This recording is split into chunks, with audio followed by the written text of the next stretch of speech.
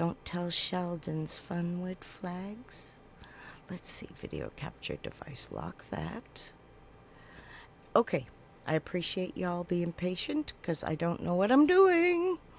Let me make sure the desktop audio works before I minimize. Really that confusing. Okay, we look good. I thought I was still in Darlington when I got here. That's how Thank confusing it is. I tell you what, know you don't know how whether my you're in the scenes first got turn, you don't know switched whether you're in around. the third turn. You know, Mark had an embarrassing experience. I was pitting over here one time on a backstretch and came down the front stretch thinking my pit was over here. That's how confusing it is. But that's just my opinion on this thing. Let's talk to another driver down here who hit harder here and tested the wall harder coming out of 2 than anybody I've ever seen. Let's see what Michael says about it. Well, that was quite an experience that day. I was just proud to get up and walk out of here. One guy that's had a great time at Bristol this weekend, though, is NASCAR Busch Grand National Series champion David Green. David not only put his Slim Jim Chevrolet on the pole for today's Busch race, but he's also got the Interstate Batteries car qualified for the Cup race in 5th tomorrow for Bobby Labonte. David, how have you adapted so good to this place? Well, I don't know. We've had awful good luck here, Mike, and Slim Jim Monte Let Carlo's me pause awful this good. a minute because I looked it up. Let me get the record. We're just shooting 1,000 here right now. Look at this. Okay. That says Bristol. This is Steve Grissom, Gary Bechtel's car. They qualify first. And this is on my database. That is April 1995. It says 1995 Busch Series at Bristol. Let's check the date. Show more. Yeah. Okie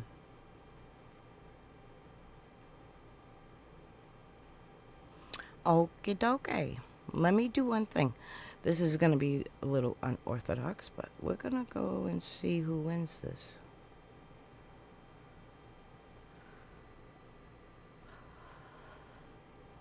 Okay. There's something, he wins it, so the poll thing, I don't know if that was one poll or two, but we will see. Let's just watch it. Trust in the system. A chance of a lifetime with Joe Gibbs, Interstate Batteries, Jimmy Makar. I knew if I just did my job halfway decent with a car like that, we could be close to the front, but tomorrow's going to be a different story. Today's a sprint race compared to tomorrow. Are you looking good for today? I know you've had a lot of trouble this year, and you want to defend that championship. Things hadn't gone well yet, though.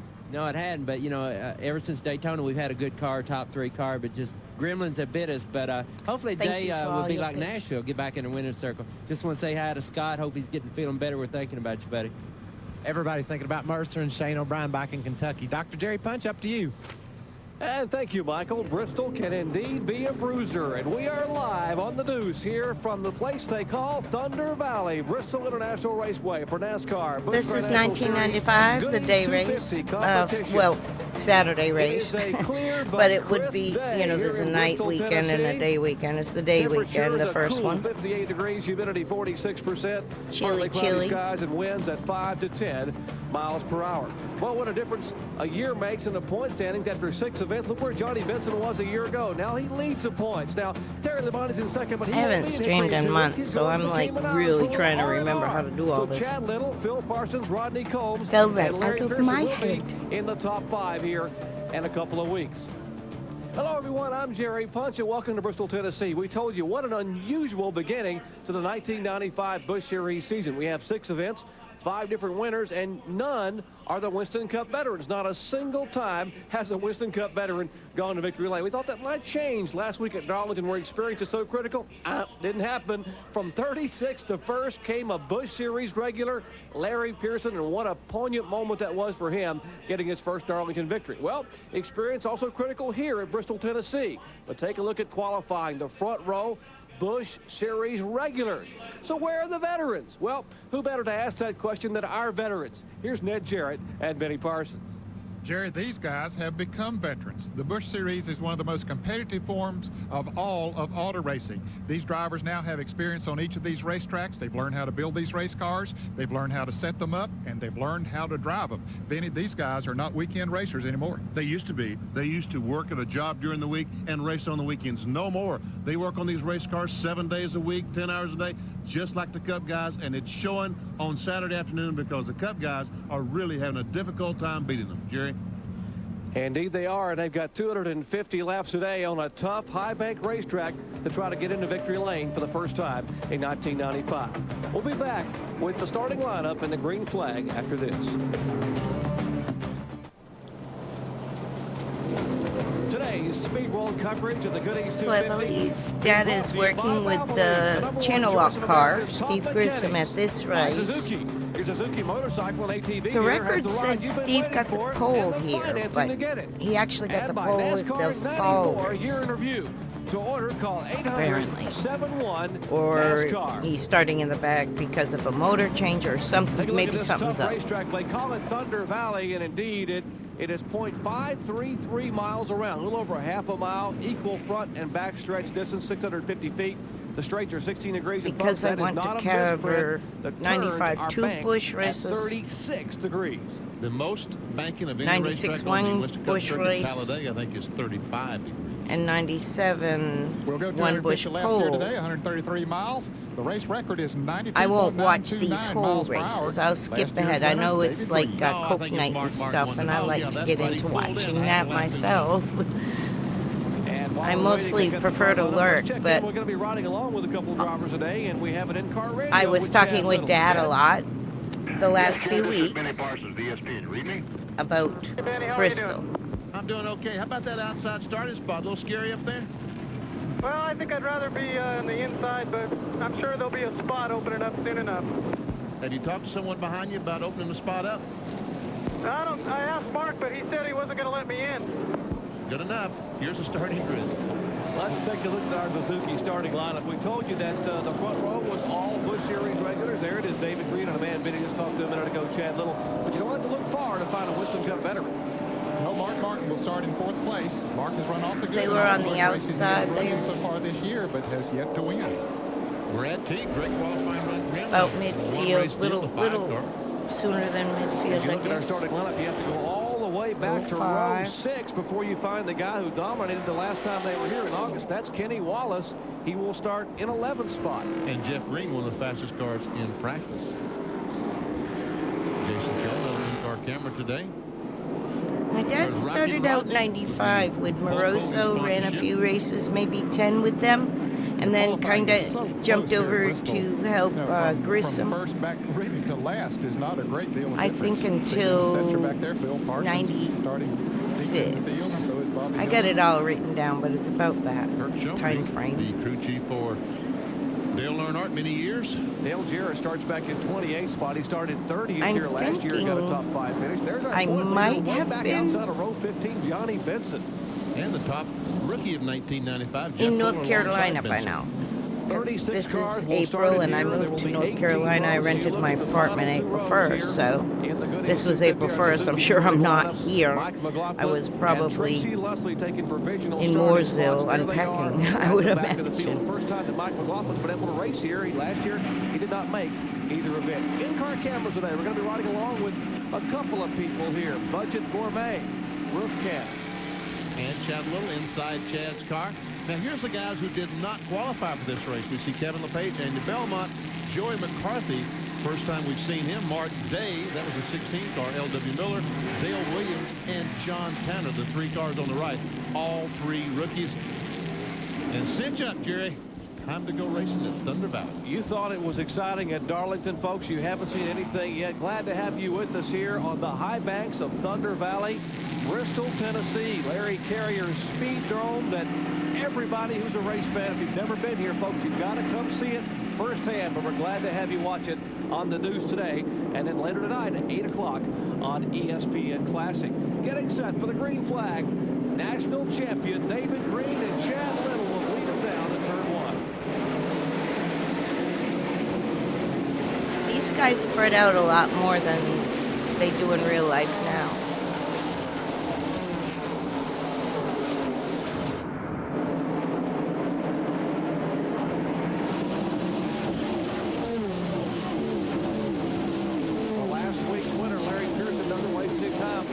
His way towards the front as he nudges this past Chad Little. As you're riding along now in the Harris Teeter in car, and Chad Little, he's back in 4th spot. Yeah, he got caught up on that outside and just couldn't get back in. So he wound up 4th, which I'm sure is really pretty happy to find a hole there. Exactly right, Nick, because he could have went back to about 20 before he got in. Is it my mistake or is he soaring a lot? Like, I thought they usually wrap the bottom, but he seems like mid-bottom he's soaring. If someone gets underneath me.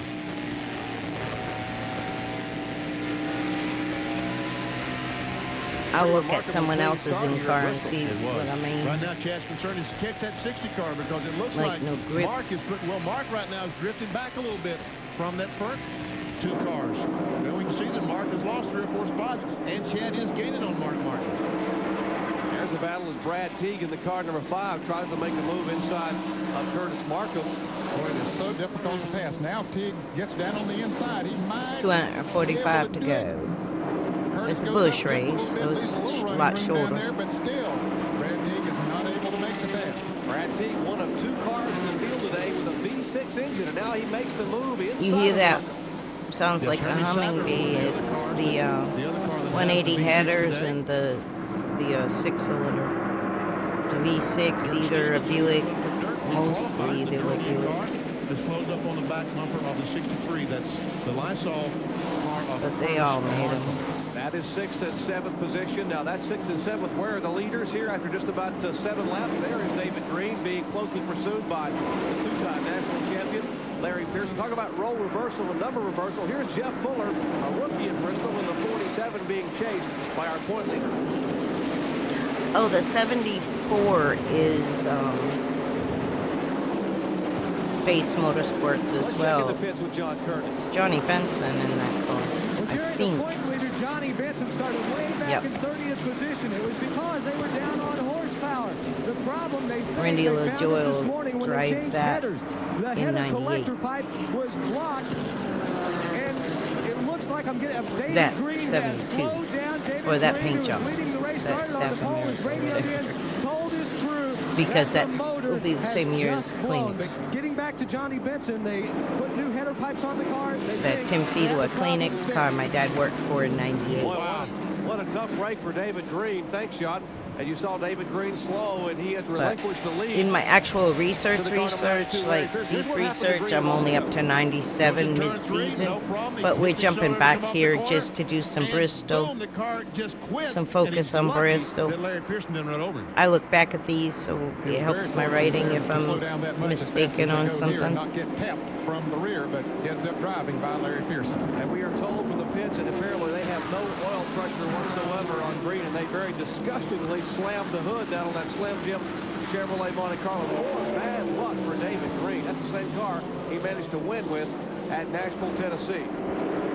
Back up front, Larry Pearson is being shown as our leader, but getting a little bit of a challenge. A little bit of challenge from Mark Martin, and I think Larry Pearson liked that victory last week, Ned. He's showing it here today anyway. He likes this racetrack, too. He has won here before, of course, when he was winning the national championship several years ago, and knows how to get around here. Here's a pass. My other thought, I'm half wondering if Dad was still with Fina at this race, but he did tell me he helped Steve get 2 poles, I thought, or 2 wins. 17th, that's positions we're seeing back in the field, racing all around this half-mile racetrack. I'll check and as see the if laps there's click anything away. else in 96. Early 96 he moved. Larry Pearson, second-generation driver, continues to lead Mark Martin by half a car length, and that's Chad Little you're riding with right now in the Harris Teeter. I opened the database, it glitched it. This race. Closing in on the last place car, and when lapping starts, and all your marks on the Oh inside, yeah, they're well in this season because he only stayed with. Oh, definitely, my dad was there. Green pits with John Kernan. Jerry David has just pulled his Slim Jim Chevrolet behind the wall. The problem, they lost the oil pump belt. Now, if you'll recall, he was running very well last week in Darlington. They had the same problem. My dad was probably with Fina at this time. Could be. Oh, it's going to be tough. And there's a spin off turn 2. Tracy Leslie's car number 72, and Leslie had nearly lost it about 2 laps ago in the same spot. Yeah, but he got bumped Dad this went with time that team by a the little bit car in number 96. 35. and Tracy got a little bit sideways, and the Let me 35 see. bumped him and just. They all right on played the round, he musical wins. chairs. 35 is Doug Hebron. That's in the Mike Laughlin car. There we see Tracy Let's Leslie in the Detroit Gasket car. Is now a lap down to our leaders. We'll take a look at it. Here they come off of turn My 2. thought is and you can it's see they get together too just a little soon bit. for him I to think be Tracy with got the back this end of the car out a little bit, team, had to but get off then the again, gas, he was and helping Hebron came up and Fina tapped him just a little bit and sent him on around, but fortunately he didn't hit anything for the too hard. first 10 races. Unfortunately, you can hit in a ton here in Bristol, Tennessee, and the car That will would be be pretty much intact. Under 3 caution weeks for the first later. time today. Back with more Busch Series action after this. Let's see if Steve got... Okay, he wins the August race. I know my dad was at the August Under race. caution the first time today, but our national champion is still behind The the wall pole at with John Curtin. Daytona. I don't think Dad was with him then. He was with David Dylan lost oil then pressure second week in a row, but did it hurt the motor? for a few weeks. Yeah, it's basically the same thing happened to us last week at Darlington. The bolt comes out, it breaks, mandrel falls off, the belt comes off. But I shut it off. It was still running, but I don't know, we probably hurt it. But awesome car today, but can't win these things running 4 or 5 laps. Well, David Green behind the wall right now. They will work on the car. They may try to get him out to run for points, Jerry. And while we were under This is caution the race because we're of this looking incident at right right here, now. Doug Hebron in the 35 This and the is 72 Grissom's. that's spinning. That, of course, Tracy Leslie. And so we're just looking at April bumps the 1st. inside wall, no significant damage. Says and we are he set started for green 18th. flag racing once again at Bristol, Tennessee. Larry Pearson. The one takes he off into might have turn got 1 the with pole Mark is Martin right definitely this second one. Tracy Leslie, the car We'll jump to that shortly. did make the pit stop. He went in and changed 4 tires. There's this Martin here. had a notion The going Bristol. into We'll turn look 3, at that one for but sure in couldn't more quite get depth. it far enough alongside Larry Pearson. Now he's I gonna think, try because turn he got a 1. pole Pearson there. using the route. Now Pearson They goes didn't up a little win, bit. though. Martin comes under him. They win this. Side by side out of turn 2. And Mark Martin in the same car that he could have won this race with a year ago had he not pulled in. And you saw in the opening, Marchot takes the lead, and Larry Pearson's caught on the outside. Yeah, you wonder how far back will he go. He had a hole there, but couldn't get down in it behind the 5 car of Brad Teague. And now Start, finish. Yeah, he wins both. the 64 car coming down on the Okay, inside of so it. That's God George knows Stevens. what he's telling me. And Pearson is still hung on the He was inside. like a As we see suitcase Chad Jake. Little pressuring Mark Martin. And look at the 5 car, the 6-cylinder of Brad Teague. And Brad Teague is from Johnson. Oh, and Jeff Green spins down the back straightaway in the Jim Goodrich car. And no caution yet. He's sitting down at the end of pit road on the backstretch. Now the caution is out. If anyone happened over there, he's going to come around. He's going to try to beat the leaders back around as Mark Martin comes up on him there, and he'll try to stay in the lead lap, and they slow down and will allow him to do that. What happened over there was that everybody was jamming up, Larry Pearson up on the outside, and they started jamming their brakes on and bumping each other, and Jeff Green was one of those who got bumped hard enough to spin out. Let's see if we can see. Here's the tail end of what happened to Jeff Green. Again, this is Jeff Green driving Dale Earnhardt's Goodrich Chevrolet. And we can see that he hit the inside wall exactly like Tracy Leslie, only hit it about a few miles an hour faster, and he's finally lost the back bumper, the piece of fiberglass. The bumper cover, I should call it, I guess. Let me correct it. That's Are they Teresa gonna pit Earnhardt's yet? Chevrolet. I need to make sure that we don't get... Yeah, they're pitting. No, they're not Start, pitting. Brad Teague, but once he got her up to speed, it really comes off. See what's up here. We're gonna jump ahead. I'm not gonna watch the whole thing. It drove the right rear trailing arm up into the transmission. The transmission's out of it. They're going to change transmissions. They're going to change trailing arms. Other than that, it doesn't look like the clamp fit or anything. They're going to get him back out there, and he's going to try to get some points. Back up to you guys. Boy, it doesn't like you hit that hard, but here at Bristol, anytime you hit, it's going to be hard. That's for doggone sure. And there we see Jason Keller, 57, Budget Gourmet, and the 75 car. That's a team car to the 5 car. That's a 75. I wanted to do like an hour stream or so, just to And he has a Ford in the 75 versus the double check how Chevrolet in the things are 5. Talking about working Charlie and Anderson going things two like different that. directions. Here's another battle back in the pack 129.59. That's Hermie Sadler, another V6 we're talking about in the car number 1. Sadler, the former rookie of the year. Splitting out the quality a bit. That's about Little 14th. The 43 car of Rodney Combs is leading that group. The red Doesn't car. really hold long. And that's Hermie Sadler in the 1. Once again, that's the other 6-cylinder in today's race. The incoming is kind of blue. And a spin out of turn 4. one car loops it around. Jeff Fuller, the 1992 modified national champion. A rookie. I almost swear that's with Moroso will get the right now. caution flag. Fuller gets it right at his Sunoco 260 car. He will not lose a lap. First Pretty good effort season by paint Fuller here job at Bristol was to keep it out of the wall. simplistic. The second season was fire. Great driving job. Great driving job. Now, we always said that was a great driving by Benny Parsons when you missed the wall, BP. And I had my eyes shut just like he did. Caution. Okay, that's why you would say 360 sometimes in the interview. Because, I mean, say 260 when they switched to 360. I didn't know there really was a 260. But he loops it around, doesn't damage that car, Sunoco field. and brings out the caution flag for the third That's time. interesting. And we've been forcing with the spins. I mean, it wasn't forcing for Jeff Fuller, Tracy And I think Leslie, and the Jeff Green, but that year there'd been only one before, car Terry against us. Labonte Let's see had that from our right. speed shot, if we can see what happens. Yeah, there he is sideways. I don't know if he got a bump from the back or not. Hard to tell. So where is Fina's? My dad's got to be with Fina this race. Imagine trying to see behind him. Who's that coming behind him? Looks like Patty Moise. Yes, it is Patty. Boy, nice job by Patty to get on the brakes, or else she would have hit him right in the door. Got the car slowed down and moved around him, as did Stevie Reeves. Under caution once again here at Bristol, That's Tennessee. his first back with year more in- exciting Busch Series action in the Goodies 250 right after this. Anyway, let me jump. Perfect timing. I'm going to back get in to the Bristol, end of this Tennessee, and go as to the pace next car Bristol pulls down. Let's That watch the Ford last Mustang, few laps. heavy traffic. Tim Fiedel in the 55 car, and Larry Pearson, 92. So directly in front of our 24 to leader. go. Martin's leading. And Steve Grissom second, but he's working him. You can see Grissom can wrap the bottom a lot better. Has a new sponsor this week on that car. It's Lemon Chill, the lemon-flavored ice beverage. Yeah, they're out of Fort Worth, Texas, and they'll be involved with him for the remainder of the year. I love that stuff. That's good stuff. Comes in the Jesus. I told you he was faster. He just drove right on by. To do that, you got to be about 3/10 faster, unless Mark bobbled or something, lost grip or something. Grissom started back in 18th position. The Channel Lock Chevrolet. Or with 22 to go, Mark knew he wasn't going to wear it. Oh, Mark's pushing like he's got a tire down or something. Or he's almost out of tires and knows 21 to go. It's pretty newly paved, and I think it used to wear tires pretty good back Hang on. then. He probably will. Judging by the gray His around it. hands full. He has lost the lead. The third place car is Chad Little. There is Martin there, and there's a leader, Steve Grissom, in the car number 29. It sounds like Mark dropped a cylinder or something. Do you hear some rattle?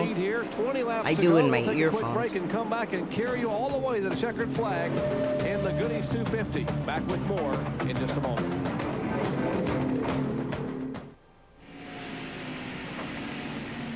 Back at Bristol, Tennessee, caution out. That's the incident right there. Patty Moise's Purex dial machine is coming to contact with the wall at a turn 4, and the yellow flag waves for the 9th time today as we were approaching the 10 lap to go mark, and her car looped and tagged the wall. That's Patty Moise in car number 40. And we can see some pretty good damage to the left side of the car. There's something on the left front tire is flat. That's what's dragging the suspension, dragging the racetrack.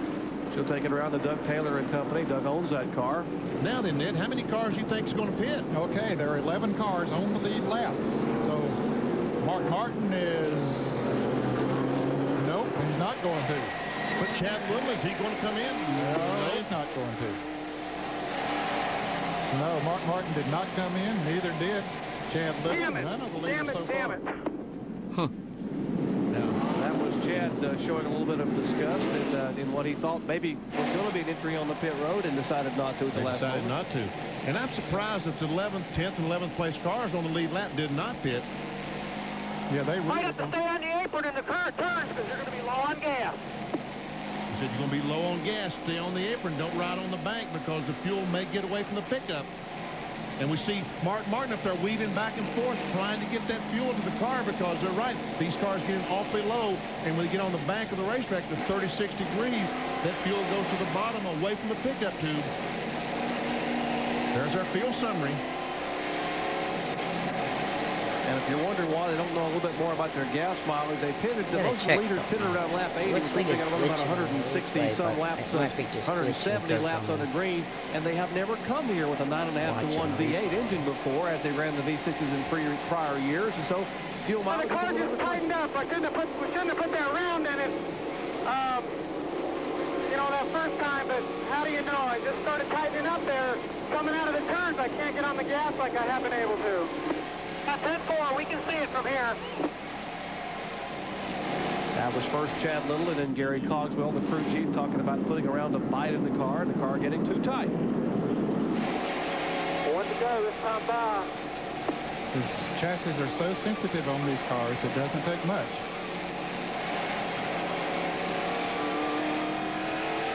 And we are told there is a lot of concern about fuel consumption and possibly running out of gas among some of the lead cars. Yeah, we can see all these cars weaving back and forth. That tells me that they are concerned, and they're trying to keep that fuel up next to the pickup by sloshing what's left in the tank around. There we see Mark back and forth. Jason Keller back and forth. Now he's doing two things. He's cleaning the tires, trying to get the debris off the tires, as well as move that gasoline around in the fuel cell. Well, the lights have been extinguished on that Ford Mustang pace car. We will have 7 to go as they come by and click another one off. They will get the green this time by, and we'll see if Steve Grissom can get his first win in 2 years in Busch Series competition.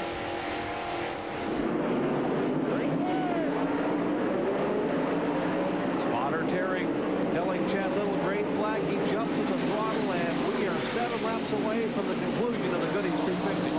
Slipping and sliding and trying to pass all at the same time. What a tough deal. Well, those tires have had a little bit of a chance to cool here during this caution. Whose cars will it make a difference on? Maybe on Mark Martin. But Grissom, I don't want to keep calling him Grissom. It's Grissom. I've known him for many years. So, I think he'll have a tough time passing that blue car. Right now, Grissom, I think, has to make the mistake for Mark Martin to win. But at this speed and the tires as worn as they are, that's not hard to do. 5 to go, that time by. And Jason Keller, I don't know if he was getting low in gas or what, but he was passed by Mike Wallace on the outside. I was told that his car was sideways and Mike Wallace was able to get by. Meanwhile, the leaders... Mark must have been saving. 29 Steve Grissom's the blue car, and the black car, the 6 is the Winn-Dixie car off Mark Martin. Tell you, Mark was battling an ill-handling race car a few laps ago, and he has done a masterful job to stay right on the bumper of Grissom on this restart.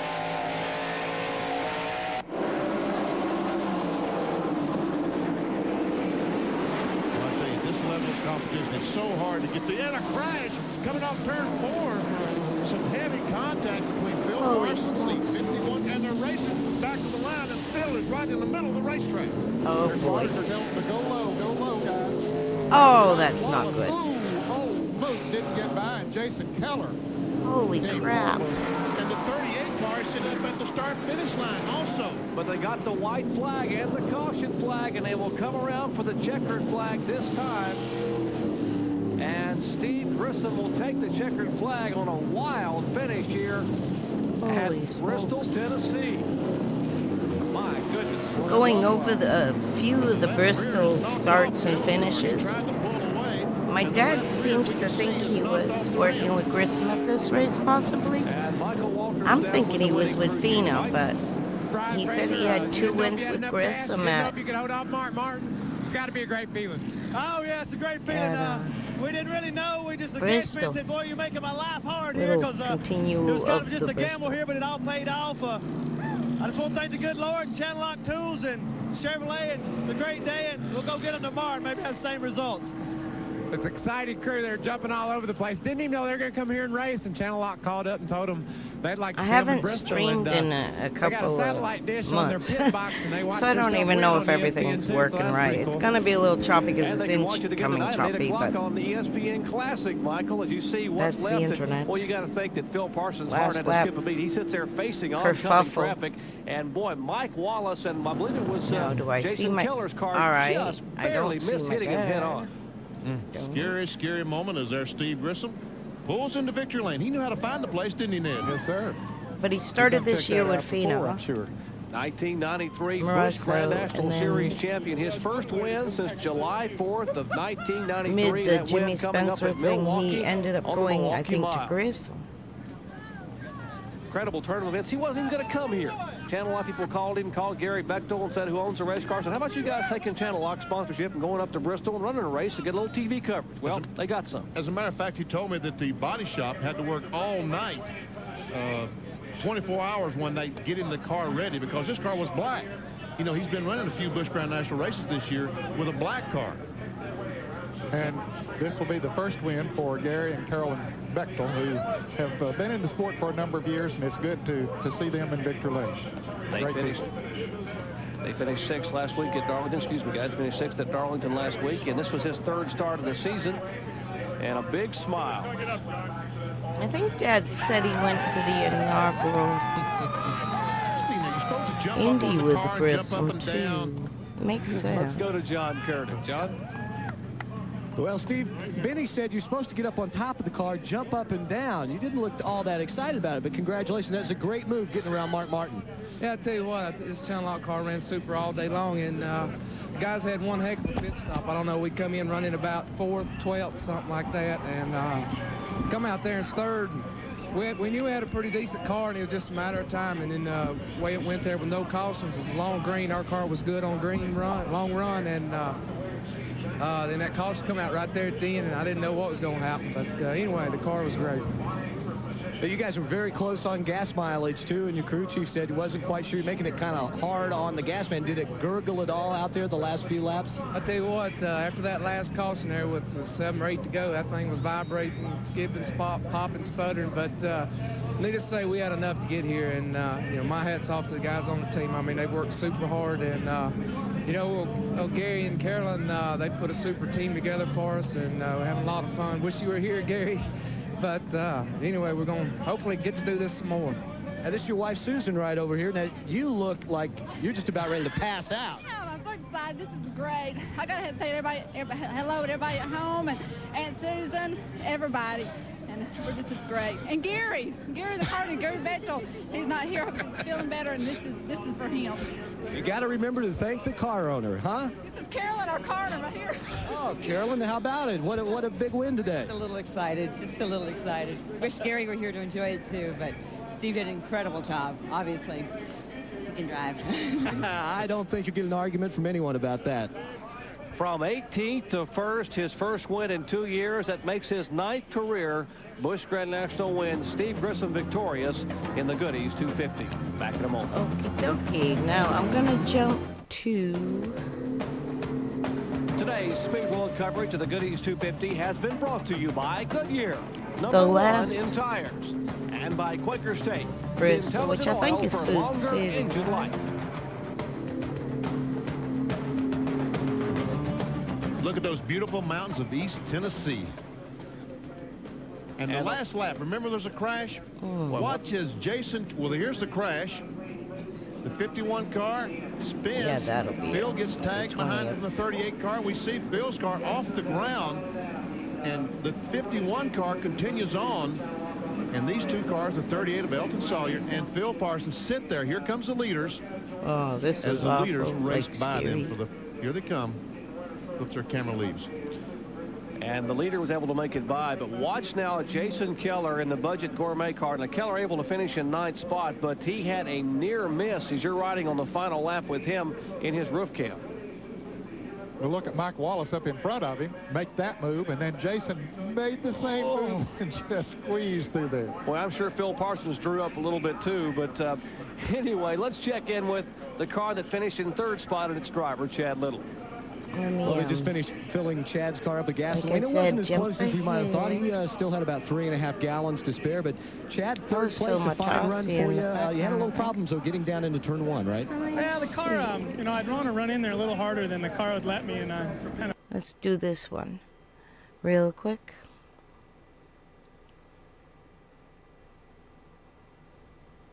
See what this is about, because I think that is definitely working with this team now. Sunset in the Blue Ridge Mountains of eastern Tennessee.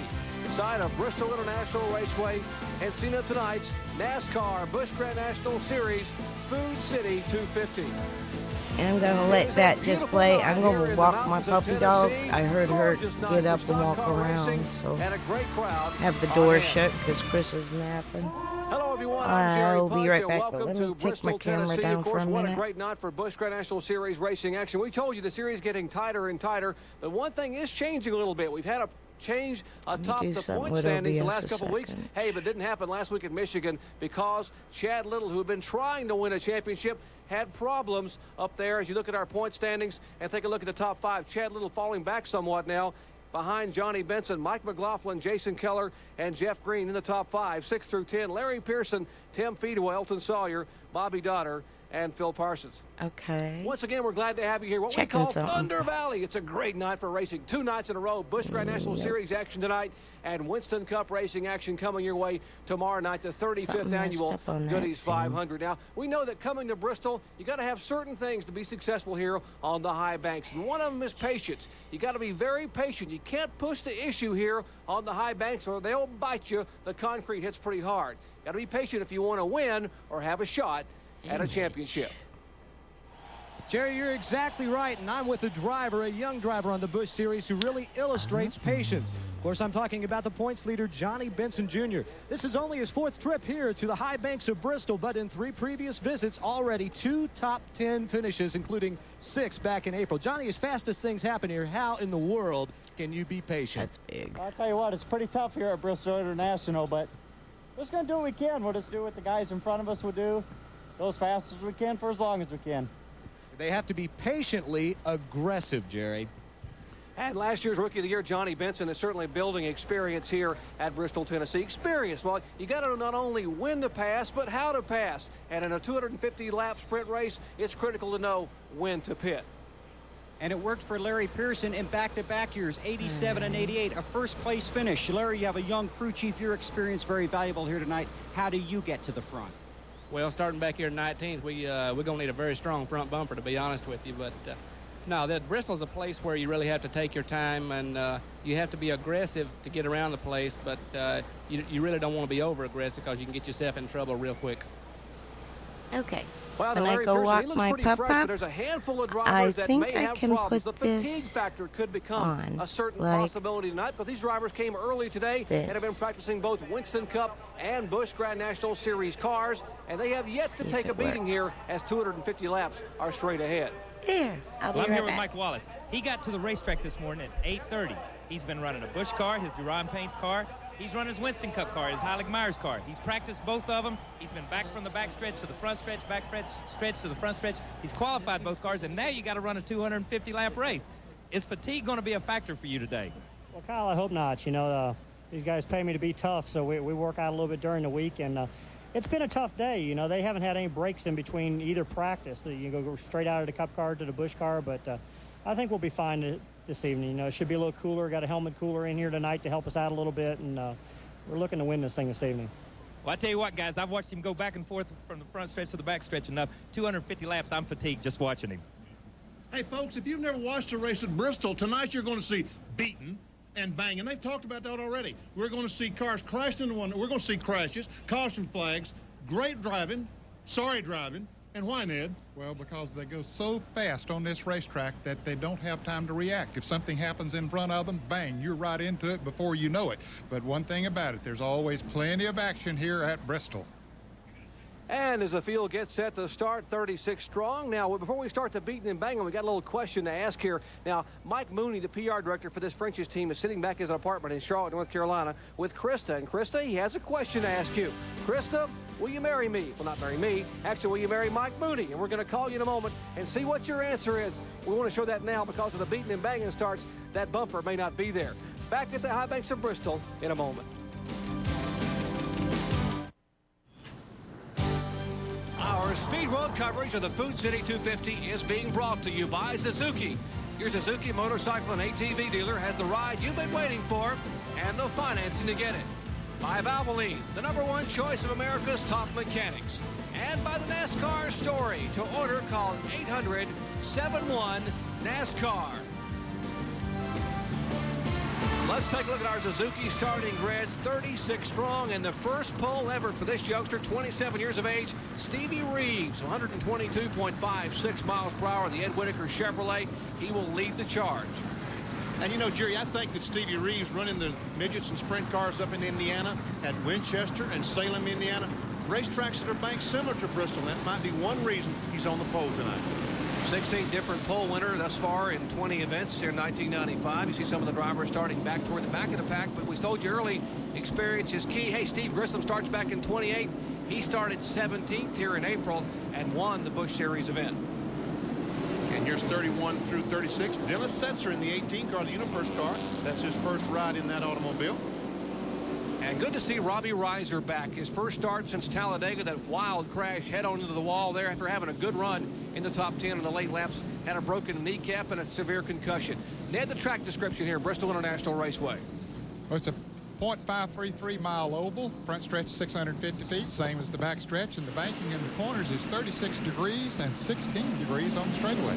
Race analysis here. We told you 250 laps of pole speed, 122.5, race record 92.929 miles per hour, pit window 130 to 140 laps. That's because the tires may go away, and the purse, a good one here for Larry Carrier and company, $258,431. Got a couple of in-cars, Benny Parsons. There's Jimmy Spencer of the Finalube Ford as he looks at the Food City car direct in front of him.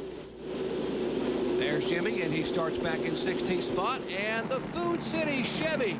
That's the Teresa Earnhardt-owned Food City car, the Goodrich Chevrolet of Jeff Green, and carrying that Food City roof camera. Tonight's field, Ned, 36 cars. 12 Fords, 3 Pontiacs, and 21 Chevrolets. And some of the cars that came here and failed to qualify. 41 cars came. These didn't make it. Purvis, Silva, Andy Belmont, Mark Day driving for brother Wayne Day, and Joey McCarthy from Flemington, New Jersey, the NASCAR modified driver. And the signal from NASCAR starter, 1 lap to go, and all these cars will go charging down in turn 1, fighting, beating, and banging for positions. Take a look at the manufacturers' battle, the wins, poles, and points. You see Ford, 10 wins, 6 poles. Currently lead the point standing. Chevy with 9 wins and 10 poles, and Pontiac no wins yet and 2 poles. It's basically a 2-car battle, Ford and Chevy, at the Manufacturers Championship. We're about ready to go racing, and folks, it's about to get exciting. Glad to have you here at Thunder Valley. John Kernan, Bill Weber, Benny Parsons, Ned Jarrett, and yours truly, Jerry Punch. We're going to be back here tomorrow with exciting racing action, live action. The Goodies, 500, 7:30 p.m. Eastern Time. Glad to have you with us at Bristol International Raceway. And the green flag is waving.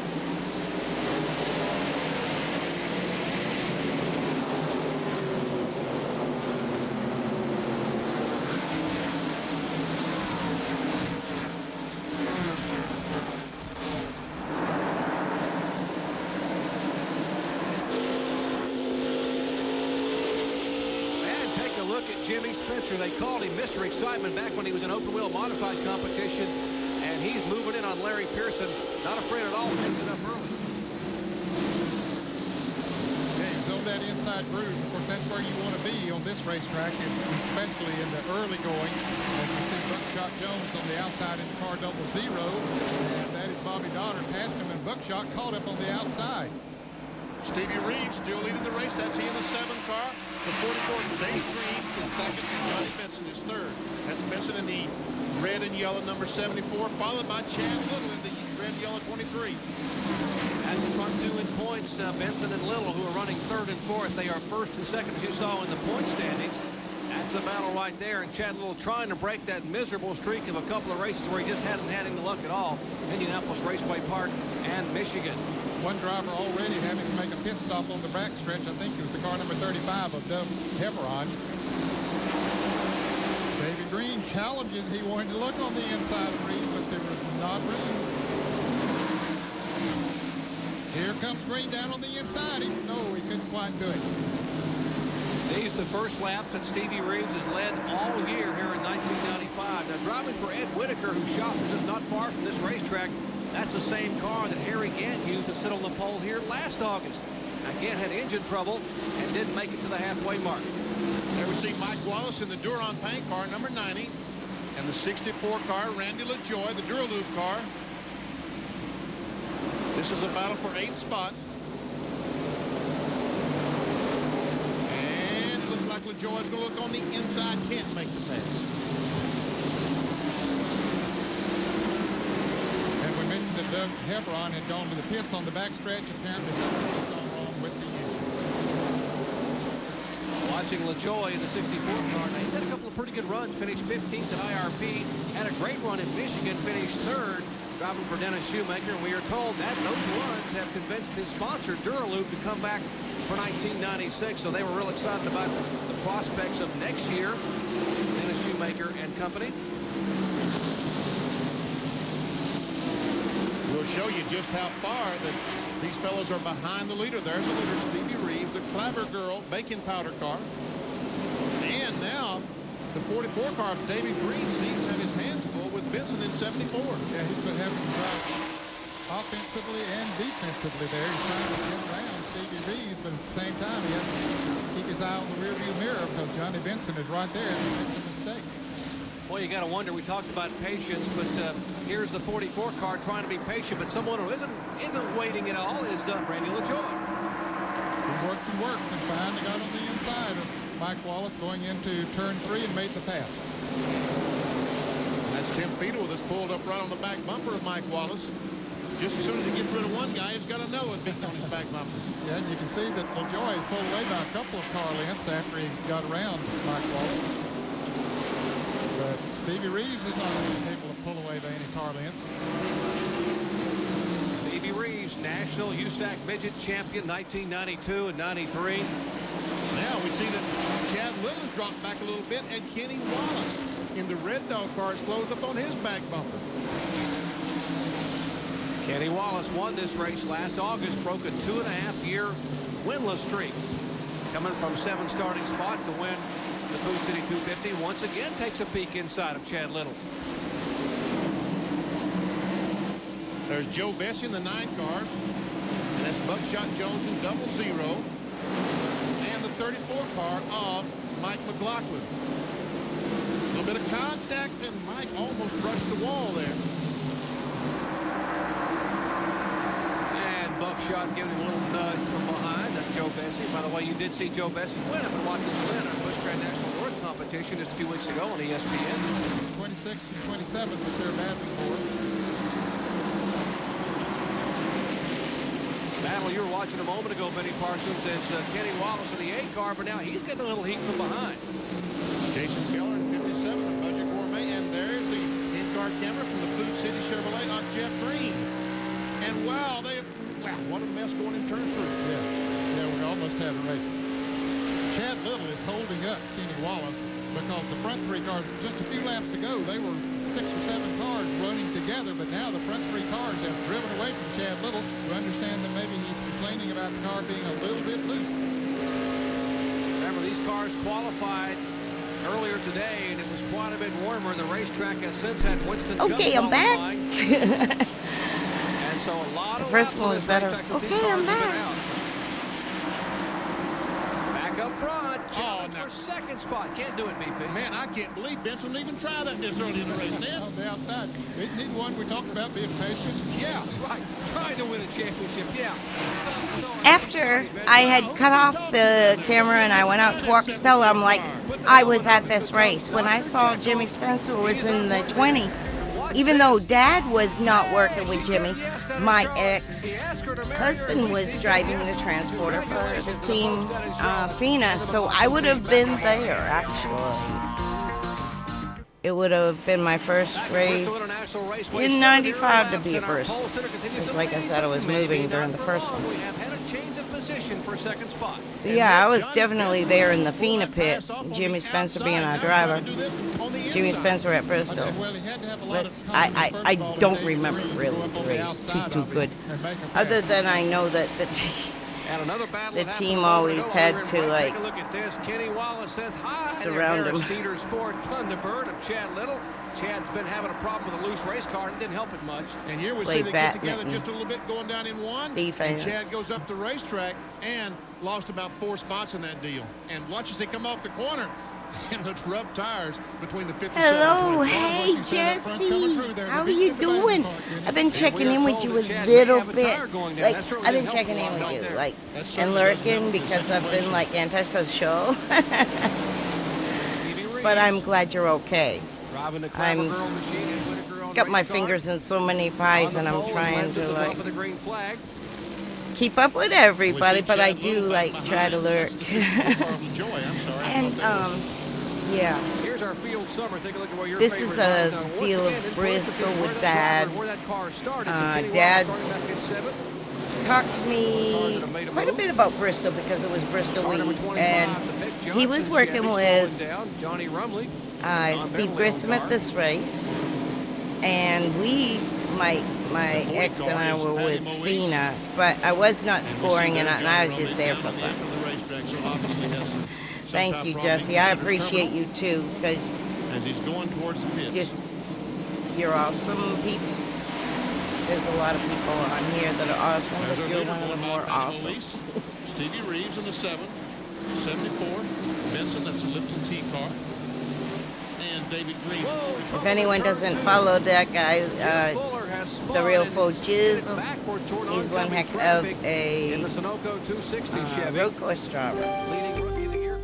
And I've watched him since like some of his first days on the sim. He's out in Vegas area. He's really, really, really cool. And I do believe he's a vet. Yes, he's a lot of experience on short tracks, but this Bristol is a different animal. It's 36 degrees. Let's take a look, see what happens. I have a lot of vets I follow. Yes. He's coming off the corner, and it looks like the back end just thing. went away. Thank you for your service. He's coming right at you. Wow. You got to do fun nice stuff. Camera work. Yeah, and he was very fortunate not to hit the wall. Now let's take a look from the in-car camera. The all right, that's Jimmy car. Spencer. Jimmy hit him. Oops. I'm with this team. All right. It's hard to say if there was any contact between. My dad will be with like the 47, like in '96. They can only change how many tires? They get 2 sets of tires under caution for the whole race. So, and that's if you slide one or you flat spot a tire, even cut one. That's all you get. So 8 total tires. And Bill Weber, what happened down there?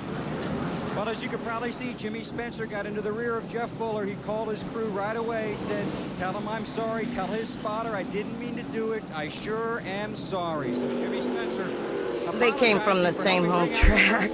He's got a good run going so back there it's, too. well, Jimmy was like New York-ish home track, but he raced at Stafford every week as well. Under caution for the first time. So it wasn't the first time they've touched bumpers, I'm sure.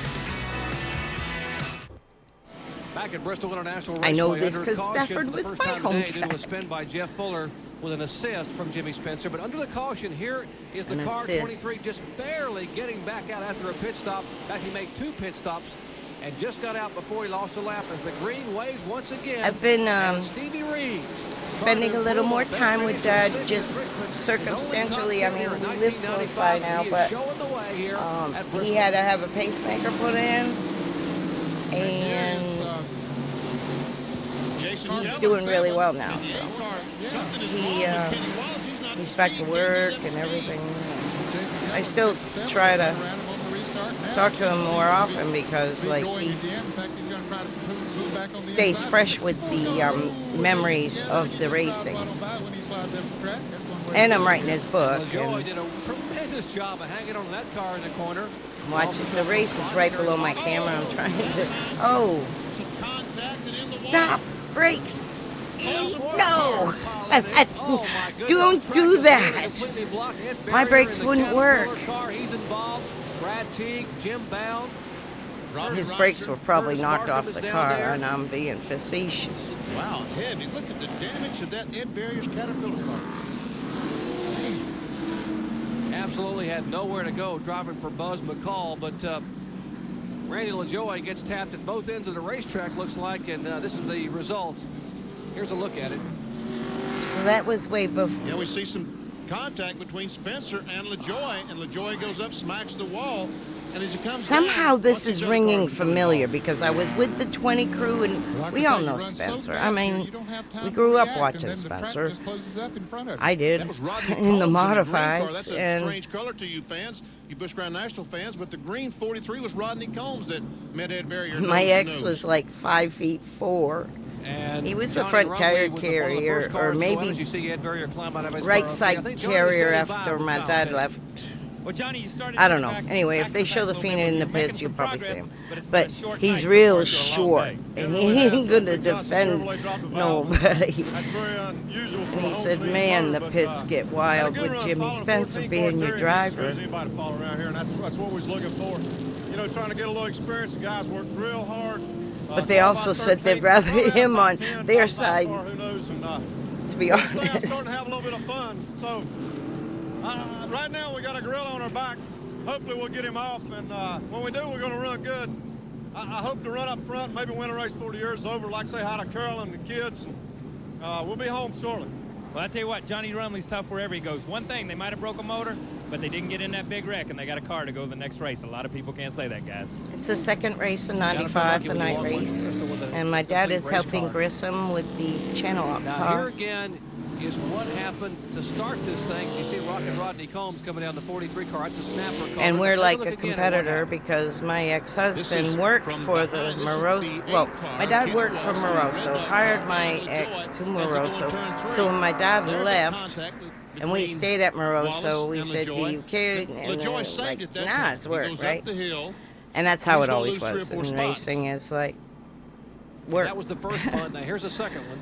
So I would have rode up there He and Jimmy probably Spencer get together down in turn 1. with and the as he comes off ladies the wall, today now for the the cars race. start trying to dodge him. Because he would have gone up Never like seen on Thursday, Hermie and I Sadler worked in a there, real the job and a real 43. life.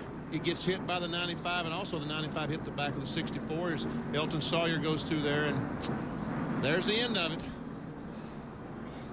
Well, that's what's left of the Caterpillar Chevrolet. And here's a Boy, little they different all angle. look like cats from on above. linoleum. Ooh, wow. Ooh, Grissom back Oh, way car down. Bobby Daughter ran right in the back of Ooh, Rodney Combs, brakes, and that's brakes, what brakes, turned him around, brakes. and I'm sure there's some heavy damage to the front of Bobby Daughter's car. And the cars that were involved in the crash will run them And they down still for you. Once raced again, Ed Barrier, back to heavy the damage, caution in at his this car. Randy time. LaJoy, as you ride This along is down 95. Okay, there's Jimmy's one. 47 car of Jeff Fuller. And that's the previous one. So Jimmy Spencer may wear that radio button out as he's already called and apologized for the contact with Jeff Fuller. Barrier, LaJoy, Markham, Combs, and Bound, the cars that we have listed as being the most heavily damaged 5 vehicles in the second caution flag of the night. Yeah, there were about 6 or 8 other cars that were involved, but just with a little bang up. Let's go down to Bill Weber. And I'm here with Ed Barrier, obviously disappointed. What happened, Ed? Hey, I had Randy LaJoy. He'd spun up here and coming off through there, and I seen it. You know, tried to get slowed down, and somebody behind me didn't slow down none, and you know, I had brakes locked up and everything else. And they pushed me right into it, and wasn't nothing I could do. You know, I hate it for Caterpillar and Champion, and you know, all the folks, guys that worked on the car. And the car was coming around. You know, would have been all right later on. Been a typical Bristol so far, though. A lot of wild action. You had to expect that coming in.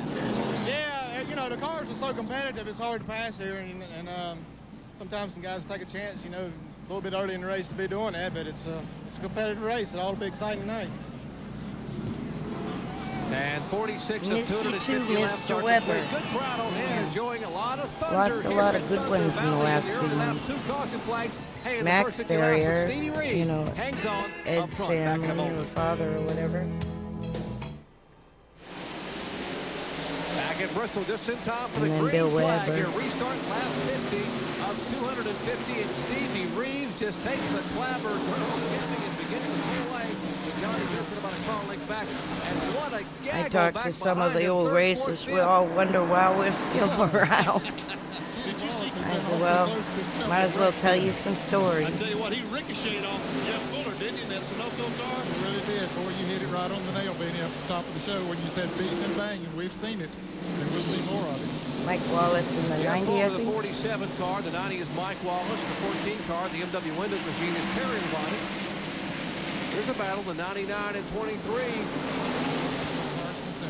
I'm currently studying 97, so this is a little odd, but I wanted to go back to Bristol because Dad was with that 29 there, and he sent me some information on it this week, and it helps keep his mind sharp. Well, Chad's crew chief tells me that they did discover the right rear tire was going flat.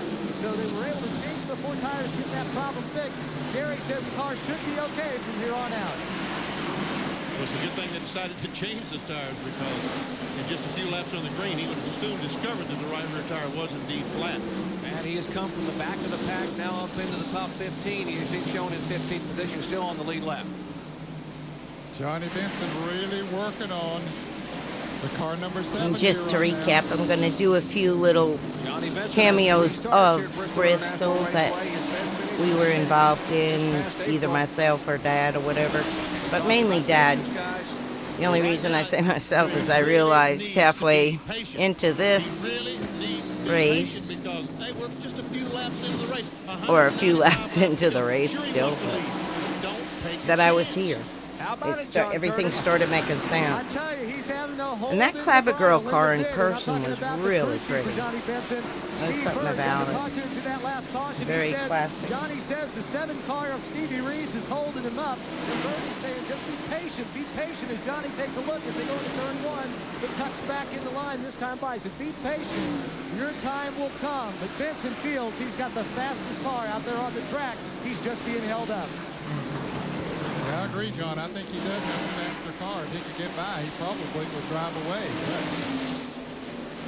Remember Indianapolis Raceway Park, guys, he had maybe one of the quickest cars there. It led about 2/3 of the race and got a little bit over aggressive and looped it over in turn 2 and cost him a shot at the win. And we see that David Green and the Bristol are closing back up on these guys. They had pulled away about 15, 20 car lengths, but now he's just 3 or 4 car lengths behind. I'm sure that Stevie Reeves is playing a little bit defensive right now. He's probably not running as fast as the car will run because he's trying to keep this. Oh, he gets loose off that corner and might get Benson to run in easy. Here you go. Oh, my. Benson made the move. You called it, BP. Hamilton loose, and that was the opening. Johnny Contact's Benson okay if you can plan it so it don't screw either you up. That was kind of a good deal right there.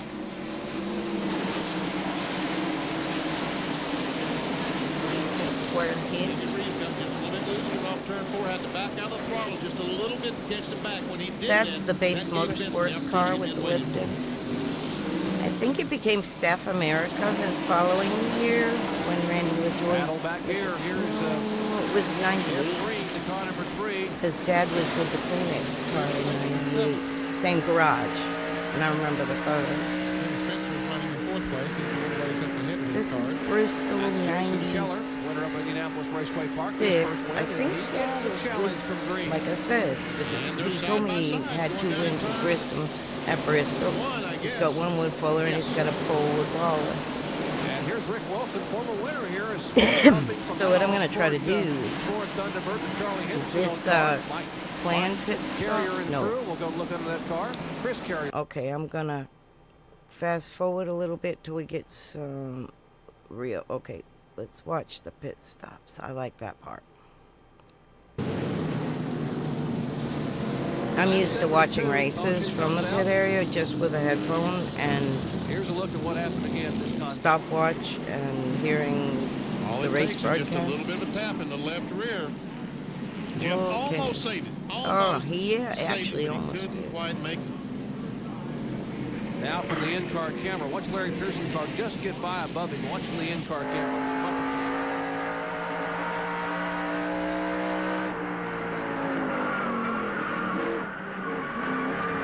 That's a oops. Wow. Hey, Ned, he was driving that thing sideways, wasn't he? He was. Tony Uri and company now changing tires. You see the Mike McLaughlin car just above him there, the 34 car. Yeah, I think that's... And speaking of the 34 car, now at the top of the show, we showed you a sign on the back of that car number 34 from Mike Mooney, their PR director for French's, who was sitting back in his apartment in Charlotte, Benny, with his girlfriend, Krista. And Mike, what did Krista say? It said, Krista, will you marry me? And Mike Mooney, what'd she say? Penny, it was a overwhelming yes. It was, huh? Well, congratulations. Thank you. Thanks very much. I'll tell you, I think I was a little more nervous than some of the drivers out there tonight getting ready for this. Was she surprised? Very much so. Well, Mike, watch the race and then celebrate. I think I will. Hopefully McLaughlin can steer clear of some of that traffic. Started 28, and, so they're we can bring pitting them up on front. Hey, we'll see you down in Darlington. Backstretch Congratulations for again sure. from all of us at ESPN. Great. Thanks a lot, guys. Under caution for the third time today, lap 73 that's not of a 250. positive. Johnny Benson, our point leader, is also our race leader But they at do Bristol, win. Tennessee. Not a positive because they're not going to show them too good. Yeah, very bad deal. You're obviously not going to get this. Car was Something not happened. up to speed, and Larry Pearson came up behind him and tapped him. Looked like Randy Larry got tapped to Pemberton, lead too. from behind as well, and so around they went down to the inside retaining wall. And just something happened to the 8 car to Kenny Wallace as he came off the corner. It's like the car just quit running. He was trying to get out of the way, but Larry was coming off of there so fast, and it was sort of a chain reaction bumping situation behind him. And there's Larry Pearson, and he was the victim there. He had started back in 19th spot, and he was up in 8th position in less than 70 laps. And Larry, the only multi-winner here. The restarts, it would miss real bad. And I stayed on the bottom down the straightaways, and it wouldn't clear out. They just got into me, you know. Bad deal. Yeah, very bad deal. Back in 19th spot, and he was up in 8th position. Now there, Kenny, obviously the frame's bent. What happened to you? Well, what happened is something wrong with the carburetor, and on the restarts, it would miss real bad. And I stayed on the bottom down the straightaways, and it wouldn't clear out. They just got into me, you know. Bad deal. Yeah, very bad deal. You're obviously not going to get this car back out there tonight, are you? No, we're not running for points. We only run about 14 races a year, but man, it was aggravating. The car was so good, but something wrong with the carburetor on the restarts. Just, it wouldn't go. So, night's over. Oh, well, that's racing is what they say. Look at this. As you can see, the line all the way back from the front tire back to here, and it's pushed out at least, what, about 3 inches? Look at that. Man, that's some, he hit with some force, didn't he? He did that. He said he wasn't. Yeah, he wasn't running for points, but unfortunately Larry Pearson was, guys, and he was in 6th spot in the point standings. And there is the Stanley Tool driver, Larry Pearson. Let's go to Bill Weber. And Larry Pearson has just walked back here to the garage. Larry, I know you're disappointed. What happened out there? Kenny Wallace had a lot of problems out there, and he was Terry checked up, and somebody got into me, and I bumped into him, and I guess he felt like I hit him, you know, on purpose and knocked him up the racetrack, and he's got me back here. It's just, you know, we're out here running for points, and Winston Cup guys over out here just for the hell of it. It's always something stupid like that. Larry Pearson not very happy, 6th in points, and wanted some more tonight. Not going to happen at Bristol. And he had come all the way from 18th spot to 8th position and was making a run for his 3rd victory at Bristol. Not going to happen. We'll be back in a moment. So we're up to 8th. Back at Bristol International Raceway just in time. Remember, in Busch racing, the lead lap cars restart on the inside as opposed to the outside as they do in Winston Cup. Johnny Benson running side by side with Jimmy Spencer. Well, meaning my dad's car, and Jimmy Spencer's a lap down. 2 laps down. Or 2 laps. Behind Benson. And he was trying his best to get one of those laps back, but it did not work. I tell you, Benson is so fast here tonight. Once he got out front, it's been hard for anyone to keep up with. Ever see Johnny Benson directly in front of our FINA in-car camera, on-board camera, I should say. That was a shot from the top of his car. There's a 2nd place. 7th car, Stevie Reeves. This has got to be the best run that he's had in Busch Grand National Racing. In front of Ed Whitaker's hometown people, and got to be exciting. But David Green don't care about that. He wants to get in front of him. He's been working on it. David's a nice guy. He's not going to rough him up. Well, they ran 2 laps and no one crashed, so all the people sit down in the grandstands, Ned. Yeah, they thought it was a good time to take this break. For 2 grandstands here at Bristol, you can sit out and see everything that's going on anyway. That's right. Let's try to go to the next Yeah, don't get too incident. comfortable.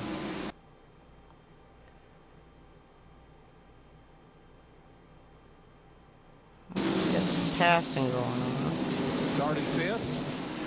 Got back to 15th spot at the pit stop on lap 52. Had an equalized tire, they thought. Now being shown back up in the 9th position. Okay, still running 8th. Ooh, what happened? Oh. Buckshot Jones thought he had a run on him. They touch. Coming off of the fourth turn down the front straightaway, and of course McLaughlin spins around. Here comes Elton Sawyer, Reader's and then behind him a lot of Digest other version. cars got involved as well. Well, we had pit stop. Let's check in and see exactly what all happened down there, John Kernan. Well, in Johnny Benson's case, they took on 4 tires, no chassis adjustment, but let me show you something. This is the catch can, the overflow. And remember last week in Michigan, showed you Ricky Rudd's, the probe wasn't long enough to open it up, which meant the gas couldn't flow into the fuel cell. Well, look at this. That's the what she said. Broke off. Let me turn it around here. You can see where the probe pushed through. Resist. Steve Bird says he thinks that they got enough gas in the car to make it the rest of the way, but they are measuring everything very carefully right now. Kyle Petty. Well, as you look over my shoulder, Stevie Reeves is back in the pits again for the second time. He had a horrendous pit stop. He come in running second, I think. Had to cut. They had some trouble with the right rear. They had some trouble with the left rear. While all this was going on and he was having such a terrible pit stop, the 90 car changed 2 tires. Really, really smart move. It's been so hard to pass on this racetrack. We've seen it all night. Track position is critical here tonight. And these guys with the 90 car made a good decision, Bill Weber. Kyle, Steve Grissom's in a familiar spot, pitting on the back stretch here at Bristol. He won from there in the spring. He just came in, got 4 tires, told his crew this car is good. We might be able to win this thing. A repeat similar to what we saw with Bobby Labonte last week in the Winston Cup Series. But here's another story developing back here. This is Hermie Sadler's pit. Hermie is very sick. They have been scrambling for a relief driver. Johnny Rumley, who is out of this race, is getting back in his suit. They're going to try and get him in the car. Here's a problem. Hermie's not very tall. Johnny Rumley is very tall and slender, so he might be the replacement, but he may not. And Hermie Sadler is also one of the drivers trying to turn things around back here. Hey, Bill, you're not too tall, so maybe you could get in there. You got on a driving suit there. I'll tell you, Ned, this is the perfect view right behind this wall where I can see them all go by. Thank you, sir. Yeah, like in the military, you don't want to volunteer at Bristol International Raceway. This place can bite you in a hurry. Still working caution for the 5th time tonight, and Chad Little, who do not pit, is our leader. Back in a moment. Back to green flag racing action, 8-lap caution period. Coming back to green, lap 119. That's about a lap and a half ago. And the car number 23, the Harris Teeter Ford, is the leader. He did not pit. That was Chad Little, who pitted around lap 40 for original problem equalized tire. He stayed out, and thus he is the leader. And the fact that he's running on older tires than some others, there are several drivers who've gotten back in the lead lap. Phil Parsons lost a lap in the pit during this latest so Spencer didn't pit to be able to get a lap back. So he's in the back, though. Up there in the top 10. See how it goes here. Oops. Didn't take long. Say that Mike Wallace changed 2 tires while Benson came in on the front stretch and changed 4, but Wallace was going after track position.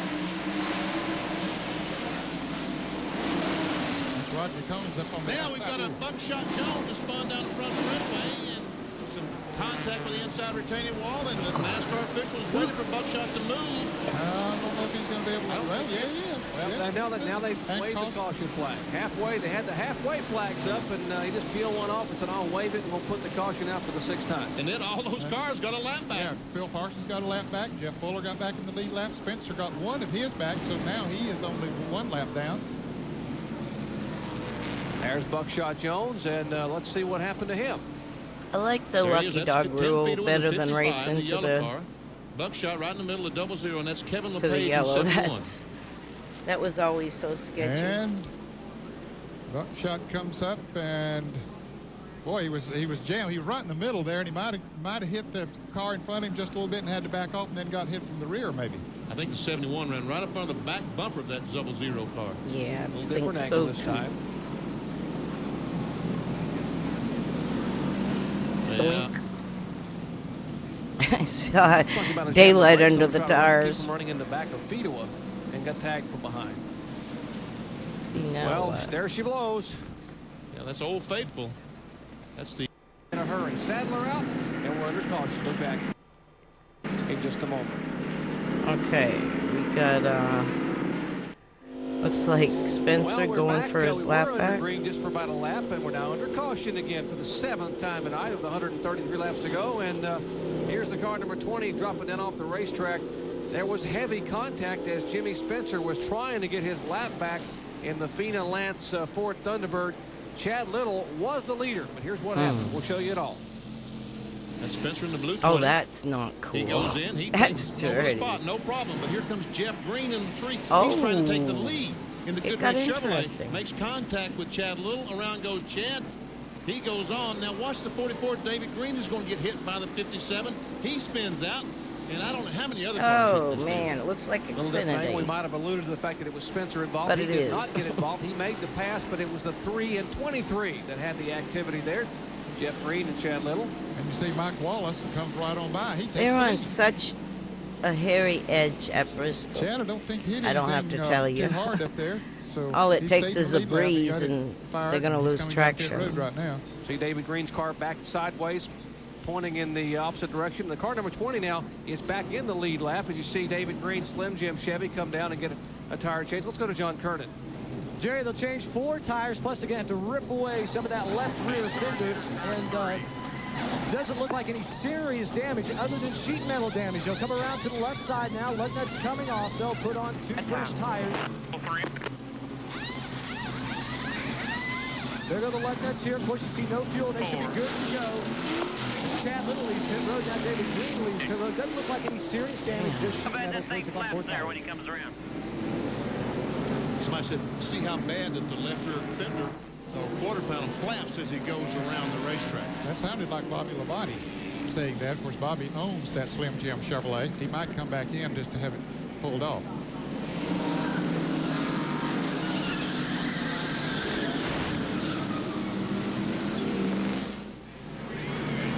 And that's a real-time replay. You heard all On the pace car, Bob.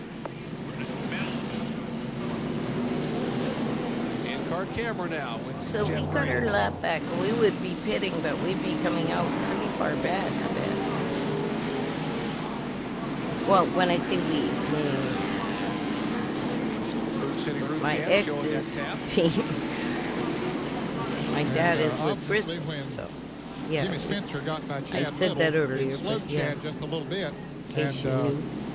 Green had a head of steam coming off the My turn. dad worked for the As we'll 20 see for here, a while, just a hired slight my tap ex, as they who's a head off the CDL turn. driver, Around for he the goes. to drive the Looks like transport. Chapman checked up to keep And him running in then the back of Spencer, when my going dad into left, one there a little bit, and that's all it took. my David ex Green was stayed coming with a full head of for steam. the end of the season until he went to Lake Speed in 96. But this is 95. Kind of going over some Bristol. Bristol's one of my dad's Well, best it's tracks. been a slugfest here in Bristol, Tennessee. For, but we're going to have some more understanding boxing the action setups. coming your way from Atlantic City, New Jersey. Coming up next, Or a favorite, top-ranked I don't boxing know. coming up. He at sent 9:30 me p.m. about 4 Eastern different time. Alex races Zolkin from takes on Bristol Everett this Davis week, for so the that's what I'm NABF looking at. Heavyweight And I'm Championship. jumping 12th round bout coming up next from ahead, Bally's Park here and Place there. in Atlantic City, New Jersey. Back to green flag racing action, lap 139. Mike Wallace is the leader in the Ford number 90. Johnny Benson is back up to second. There he goes on the inside of Tracy Leslie. Now Leslie's about 3 laps down.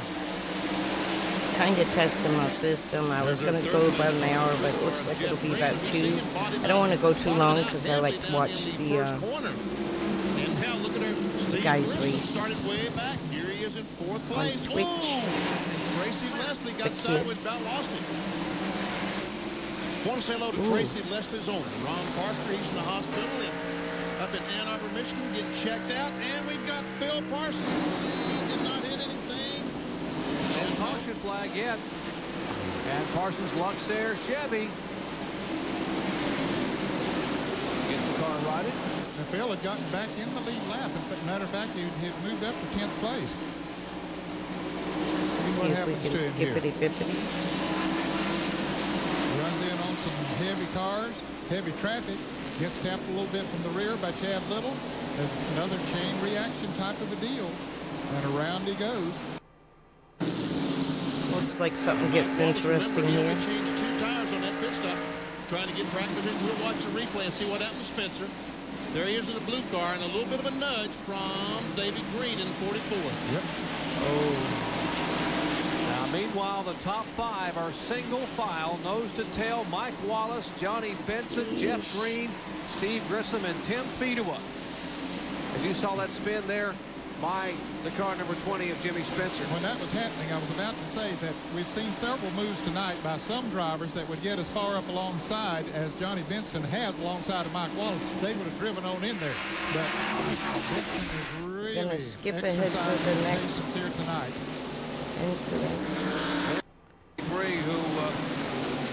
been knocking on the door back there for the last 10 laps on the car number 44 of David Green. I had already reviewed 95, but it's kind of a refresher. I got notes on it. They will both go underneath the 95 Mike Wallace. And Chad Little. Oh, man, way to be there. Ooh, and Tommy Houston almost able to get the nose up there, but not quite. That's David Green's radio that we were here. You're in 6th, that 14 car is 5th. Less than 60 laps remaining here at Bristol International Raceway. In fact, 191 complete. Johnny Benson leads Steve Grissom, Jeff Green, Tim Fedewa, and Terry Labonte Okay, in the so we're top up 5. to 2. And Johnny Benson's crew chief's one of my dad's friends, Steve Bird. Right here, as he tries to get around Mike Wallace. Now he gets on the inside of it. He'll make the pass now. How about Steve Grissom's situation, Bill Weber? Well, Jerry, you guys are absolutely right, as you can see on the clock. In fact, about 15 laps ago, they radioed to Steve that he was picking up a 10th of a second every lap. I just talked to his crew chief, Tommy Morgan. They will not need fuel. They're good to go to the finish. One other thing, the car that they won here with in April was wrecked at Dover. This is their Watkins Glen car, but they tried to build it to the same specifications as the car they won with here in April. So far, so good.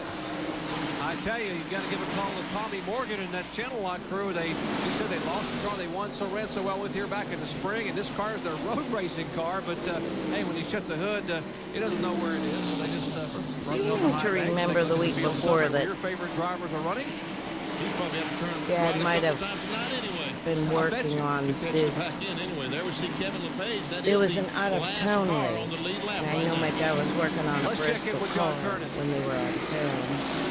Jerry, not only is Johnny But Benson I'm not sure if it was this car or the Wallace car he's also got a handling problem in 97. right now. Just a lap ago, It's hard for me to remember without looking and at said it. the car has picked up a major push. Well, and Steve Grissom is changing. You can see it out there now that he's coming on. Laps are winding down here at Bristol, Tennessee. Looks like pit 35 stops. remain. That push, that can mean either of the front tires might be beaten down a little bit. Saw Grissom started back in 28th position. He started 17th back here in April. Made one pit stop at lap 82 and came on to win it. Mike Wallace finally brings his car to the pits. He just fought it as long as he could out there on those tires. Those left side tires have been on there a long time, Kyle. Those left side tires have been on that car for 225 laps. We talked about Mike Wallace being fatigued before the race was over.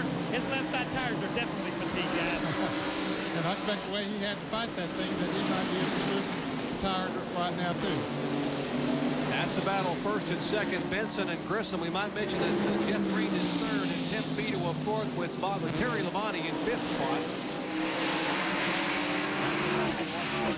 And the leaders are almost a half a lap in front. Oh, good job. Clear all the way around. Keep digging. Keep digging. Something's wrong with Benson, isn't it? Is it right? Oh yeah, Benson got a tire down. He's coming in. He comes down pit road. It's 25 miles an hour to yes. It looks like the right front may be down. You get a good camera shot of the right front tire on the Lipton T Chevy, and he heads for the pits. John? Johnny Benson pulls it in. It'll be right side tires. They had thought he had a right front tire going down. So the right side's going on now. They don't have to worry about fuel, but they've already lost the laps as we wait for Steve Grissom to come around. What a bad break for the points leader. A little bit of a problem on the 13.3 seconds, and the right front tire just a little bit flat. In fact, I'm going to check it out. I'll tell you what, Jerry, it looks like, yeah, it's very, very much flat as you see the crew bouncing it up and down. Oh boy, that guy can't buy a break. He just, Johnny Benson has run so good in so many races and just can't get the break he needs. Let's watch. Benson as he goes down in the corner, and when that right front tire goes flat, he does a great job keeping that car out of the wall as he goes up towards the wall. Wham! Should have had one in the bag. Had a great race car tonight. Now he turns himself the lap down. Now, where is the guy chasing him in the points? There's the leader right there, Steve Grissom, the Channel Lock Chevy, being shown up front. Chad Little is back in 7th spot, as we have only 8 cars on the lead lap.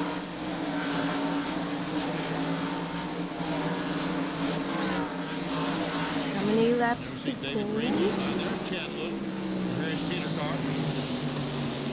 And let's take a look at what cost probably Johnny Benson at least a top 2 or 3 finish, maybe even a win. John Kernan. Well, Jerry, Steve Bird, the crew chief, just looked at. This is not what caused the tire to go flat. The tire, a small puncture, a slow air leak, it was going flat, and this is what happens.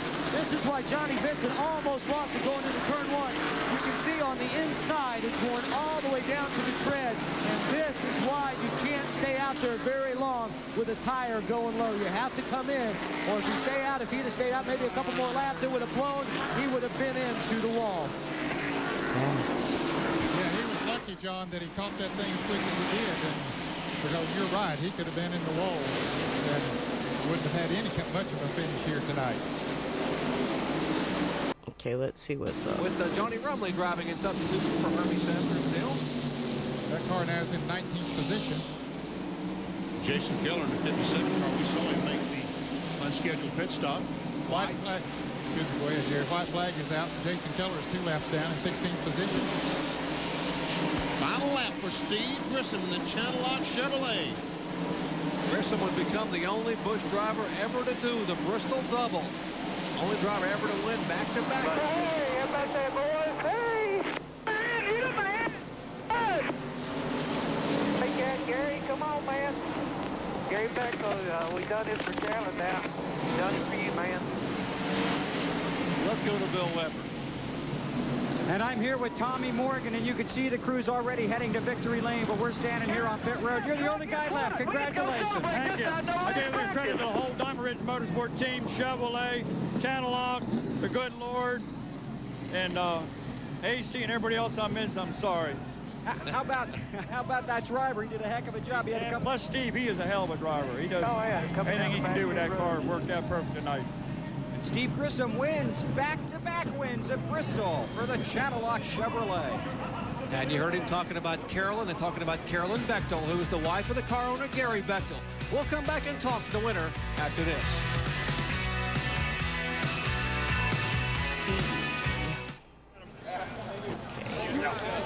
And Steve Grissom climbs out, and we'll listen.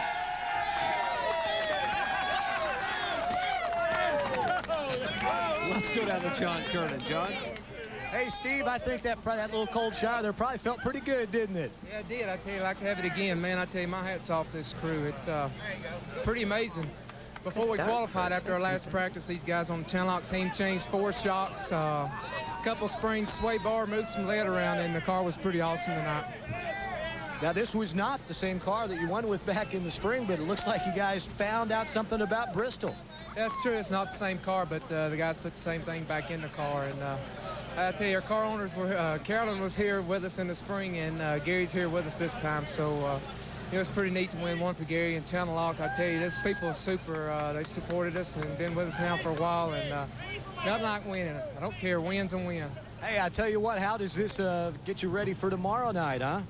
Well, it sure can't hurt us. I tell you, the guys had good pit stops tonight and all, and you know, kind of found out what the track does from the daytime to the nighttime, and that'll definitely help us for tomorrow night. All right, well, congratulations, Steve. Celebrate the victory. Now let's go to the second place finisher, Jeff Green, who's standing by with Kyle Petty. Well, I'm standing here at the gas pump. They filled his car up with gas, take it through inspections. Just filling up with Gatorade right here. But you had a great run. Hey, it's hard to believe that you can run that car here at Bristol and not get any more dents or scratches than that. I've never seen the 3-car look that good after a race. I mean, you got into one little scrape down there in 1 and 2 with Chad when he cut back across in front of you a little bit. But other than that, it was a pretty decent deal. It was Tony and these guys, they worked their tail off this afternoon to get this car working right. Still a little loose at first, and we come in, got in with Kenny there, got spun out, but that paid off for us. Got in, got some tires, got tightened up, and that gave us track the position. next day, Good Ranch and Food City, they sponsored this race here tonight. I was really wanting to win it for them tonight, but our day's coming. Start It's definitely 23rd, coming. I can finish tell you that. Dale Earnhardt 22nd. wouldn't have put him in the seat if he didn't think so. I believe my dad was helping I'm on here that with Chad channel. Little. What a wild night you had out there, but you still came home fourth. I am just wore out, you know. It was something to fill in between while another crew chief duty came available. I'm just wore out. We had a decent day. We had to work hard and you know, we had a little mishap at the start of the race there, and then right rear tire equalized, and then we had to change it, and that got us behind, and then, you know, I got spun out and got on the wall a little bit. So we just kept coming back, and you know, it was a really great day for Harris Teeter and Bear, and especially the guys on the team who worked really hard for this. And I mean, this shows it is a good team.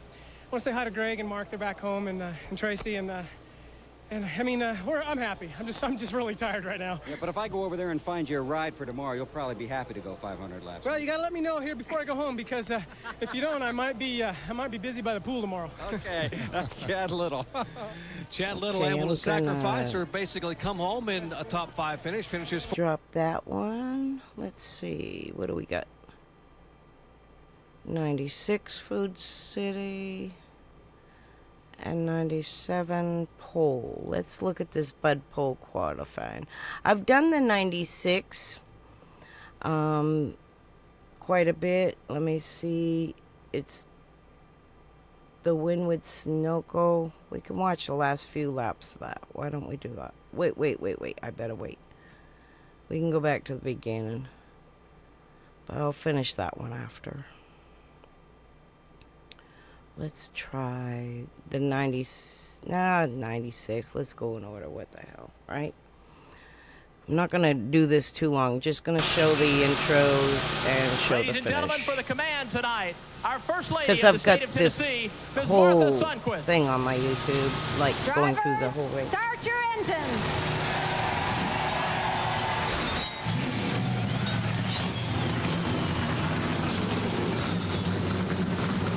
Busch Grand National 96, the night race, I believe. The field of 38 pavement-pounding stock cars have been given the signal as they roar to life in a place we affectionately call Thunder Valley. The only thing louder than those race cars will be these people right here. Estimated at some 70,000, these stock car avid fans will be making noise all night long here in Bristol, Tennessee, as they watch their favorite Busch Grand National stock car drivers go at it for 250 laps here at Bristol Motor Speedway. ESPN, the world's leader in motorsports coverage, welcomes you live to Bristol Motor Speedway. Yeah, it's Thunder Valley in Bristol, Tennessee, the NASCAR Food City 250 Busch Grand National Series event.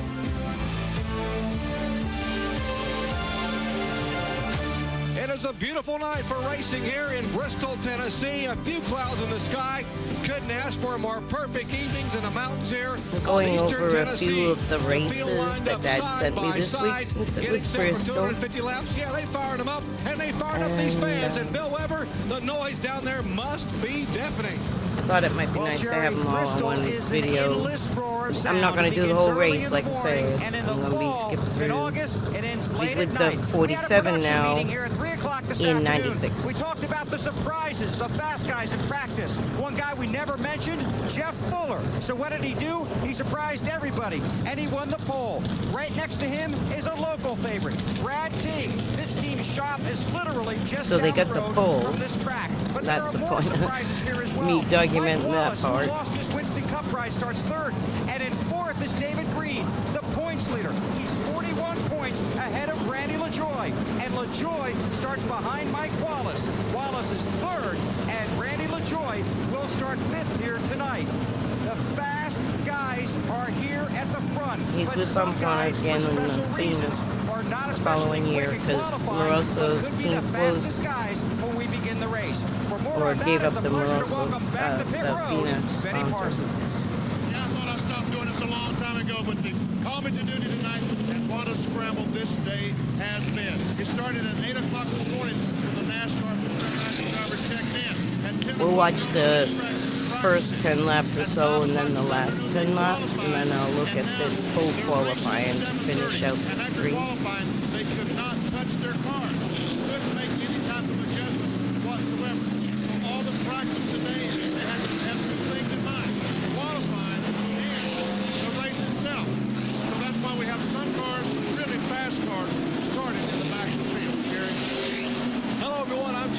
Punch along with Ned Jarrett, two-time NASCAR champion, and a special guest host tonight, our analyst Kyle Petty. Kyle, welcome to ESPN. Glad to have you with us. Sorry you're not in the race car. I know you're ailing a little bit this weekend. Just a little bit sore still, but this air conditioning up here in the booth while Benny's down there, it makes me feel a lot better.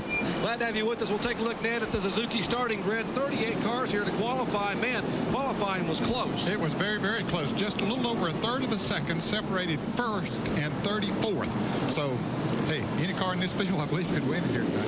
There were 45 cars who came here to qualify. As you said, they had only 0.382 seconds. There is Jeff Fuller. How about that young man? His wife Liz had a baby last night in Charlotte, North Carolina by 5:30. Had a little girl, and 24 hours later, he picked up his first Busch Grand National Series pole. He had Terry Labonte start 16th. Folks, he can drive the short tracks. That's how close qualifying was. Dale Jarrett back in 20th spot. Todd Bodine back in 30th. As you look at the starting lineup, 38 cars, 34 made it by virtue of times. 4 provisional starters now make it. The car number 92 will start in 39th, Ned, because of having a champion's provisional. Well, he had to go to a backup car. He had a qualifying lap. 96 track's not so bright white, is it? So he wrecked on his second lap of qualifying and had to go to a backup car, so he'll go to the rear. That is Larry Pearson. As you watch him, we're going to be riding along with some in-cars, not the Band-Aid adhesive bandages Ford Thunderbird. That was Dale Jarrett. Here is Jeff Green's Food City Goodrich Service Chevrolet. And boy, he was one of the fastest cars in practice, and yet he's way back in the field. Just a little bit of a slip in qualifying. Rockin' Rodney Combs, Lance Snack Chevy owned by the King, and Channel Lock. That's the roof cam for Kyle Petty. A race, 250 laps, track record 123.746, not broken in qualifying. That's the pole speed this week. Pit window 140, 150 laps means he'll make one stop, probably for 4 tires, and the purse almost $300,000. Pace car off the racetrack. Great crowd. Glad to have you on hand here at Thunder Valley Bristol Motor Speedway as Carl Simmons waves the green hanky, and they head into turn 1.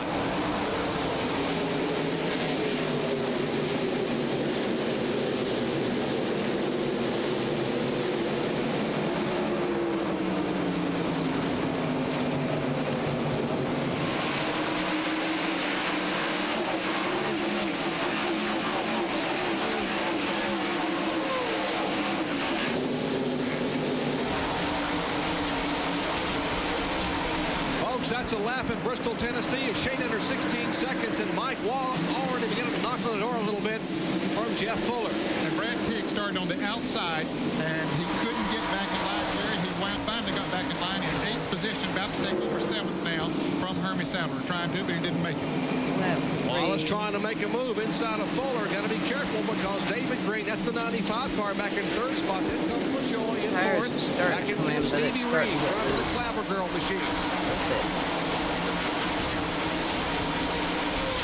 Well, you can see they get in single file as quickly as they can here early in the race, because early in the race, the bottom groove is the place to be.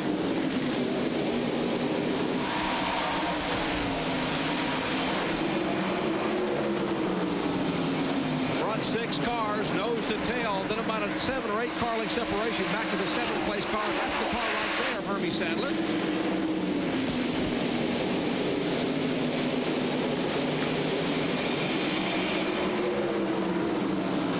That's a 6th place car, Phil Parsons, a Channel Lock. So anyway, he was car number 10. 47 and 96.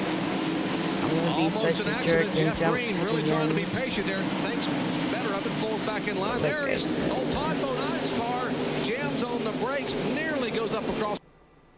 I watched the last few laps. Derek Cope not far behind in 6th place. Kind of wanted to just like put a big lump of all his Bristols in one place. Dale Jarrett, the 1991 winner of the Food City 250. Trying to pick up his 2nd win here in Bristol, Tennessee. It'll be his first win of the 1996 season, but Jeff Fuller has never won. Last year's Rookie of the Year in the Sunoco Chevy. And you got to know, pal, he wants this one in a bad way. You know he does. And you heard him say, get your rhythm going. It's I like hard to that believe you paint. can get a rhythm going in a 16.5-second lap. But that's what it's all about. You just get in the zone and you start running those laps. And we saw Fuller do it earlier when he was able to get a little breathing room and not worry. He's holding about a half car length behind you, running the same line you are. Dale's car is really good through the center of the corner. That's where he's been good all night long. If you watch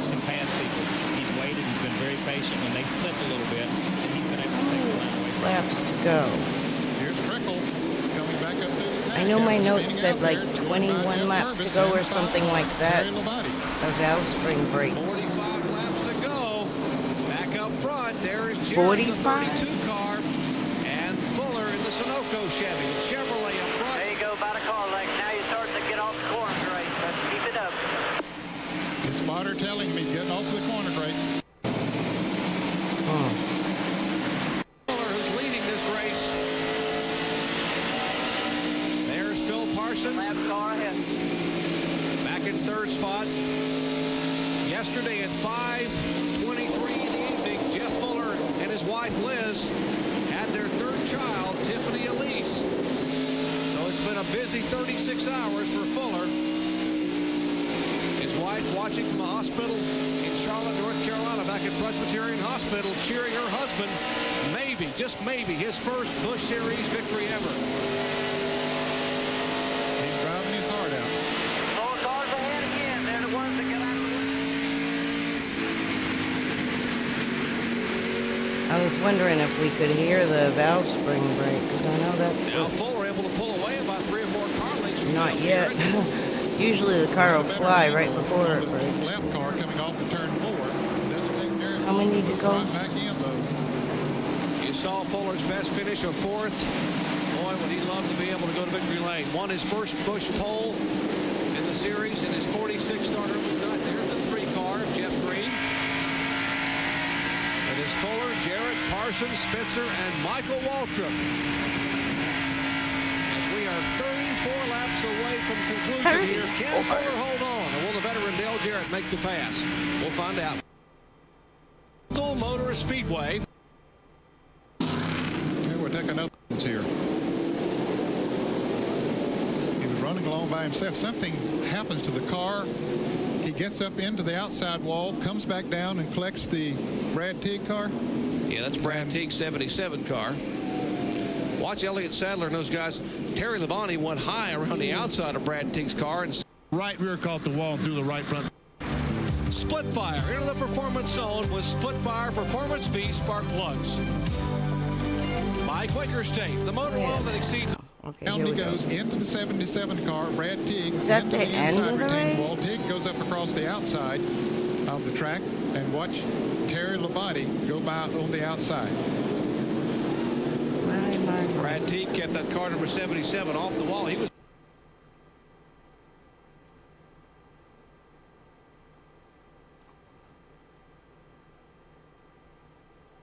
Okay, here we go.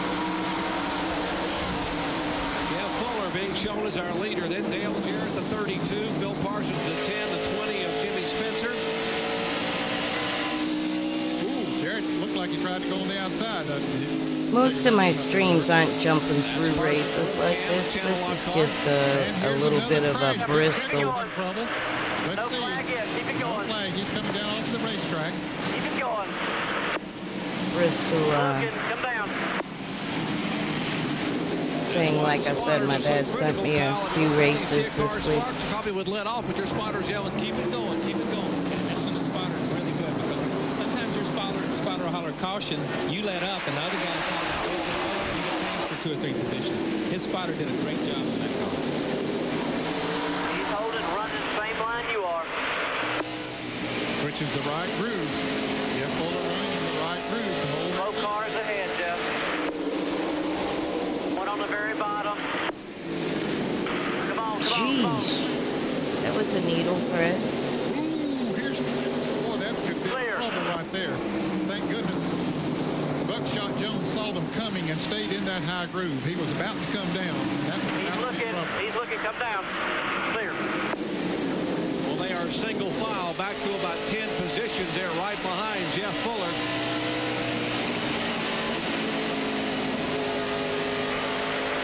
Running the same line you are. Still got power off, so it might not be broke yet.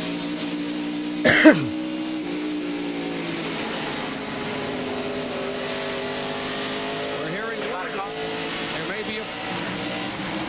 be a problem with one car having a tire going down. The 92 car was in the wall over that Larry Pearson, and he slows.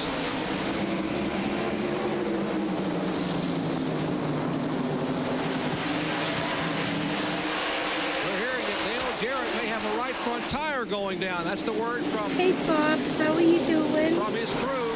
Good to see you. I hadn't streamed in a long time, so I wasn't sure what was working, what to do. But my dad, because it being Bristol week, sent me like 4 different race videos this week, so I just taking bits and pieces of them so I can have them all on one little 2-hour stream. I'm not going to be on long. Are you streaming tonight? There now for the second position. Yeah, he's pushing up coming out of the turns. You're right. And that's a weird feeling to be sitting there wondering if that right front tire, if there is anything wrong with it going at these speeds on this racetrack. It'll be 10 laps to go next time by. 10 laps to go. You're looking at the rear bumper cam for Dale Jarrett trying to hold off Phil Parsons at second and third. Jeff Fuller is the leader. I had to go out this afternoon, so I had to like get gussied up and stuff. So I figured, well, a little bit of trouble. Somebody stole the 10 car and the 12 car, and they're smelling blood. These guys are like sharks. They're going after it. Oh man, it's been a wicked week, Pops. Me too. Well, Jarrett not backing out an ounce. He jumps back. Been a wicked week in so many ways. He reels him back in. But he's still pushing a little bit coming off. I just gotta keep having goals. Keep having something I want to do. Not something to do, but something to want to do. If I can't even do, sometimes. But I'm coming out of a fibro funk to get my energy back a little bit. And I didn't even hit my numbers on Fitbit, nothing. Had a mental day Sunday with blankets over my head. Keep looking, come on down.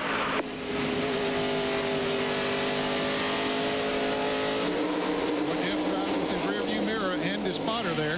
Can't blame him for that. Can't blame him at all. You watch him come down the front stretch, he's running about a car length off the Bring it on, buddy. 5 to go. A lot of it, he's gonna make Dale Jarrett. if my cat grows up to me, I'll sleep longer because it's just like. I don't think he can do that either. Peaceful. I don't think he can, as good as Jeff is running, I don't think he can. 5 to go. So my dad was with the 47. I know I've done this race in full before. I was not at this track. I believe we were with Lake's team, and they were probably back at the hotel this time. Jimmy Spencer going at it back there for 4th place. Because they don't have happy hour after the night race at Bristol. Position or two. He's had a good run tonight. And now Michael Waltrip looks to the inside of Spencer. That's for 4th, right side of your screen. Jarrett on the bumper. I do something called fibro. I have to sleep. If I'm tired, I have to sleep. If I don't, I'm just like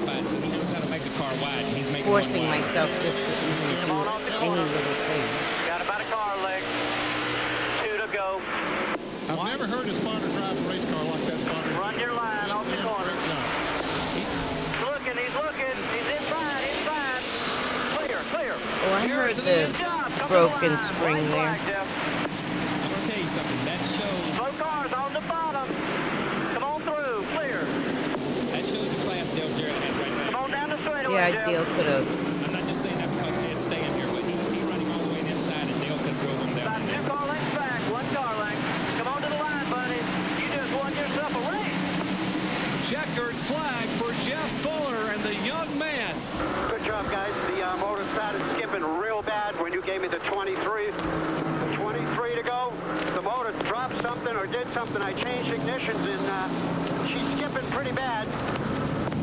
Hey, worry about that right now, buddy. Good job. They said, don't worry about that right now, buddy. That's Jeff Fuller. And yeah, all right, there's my dad, the short guy in the middle. About a Polish victory lap for victory, buddy.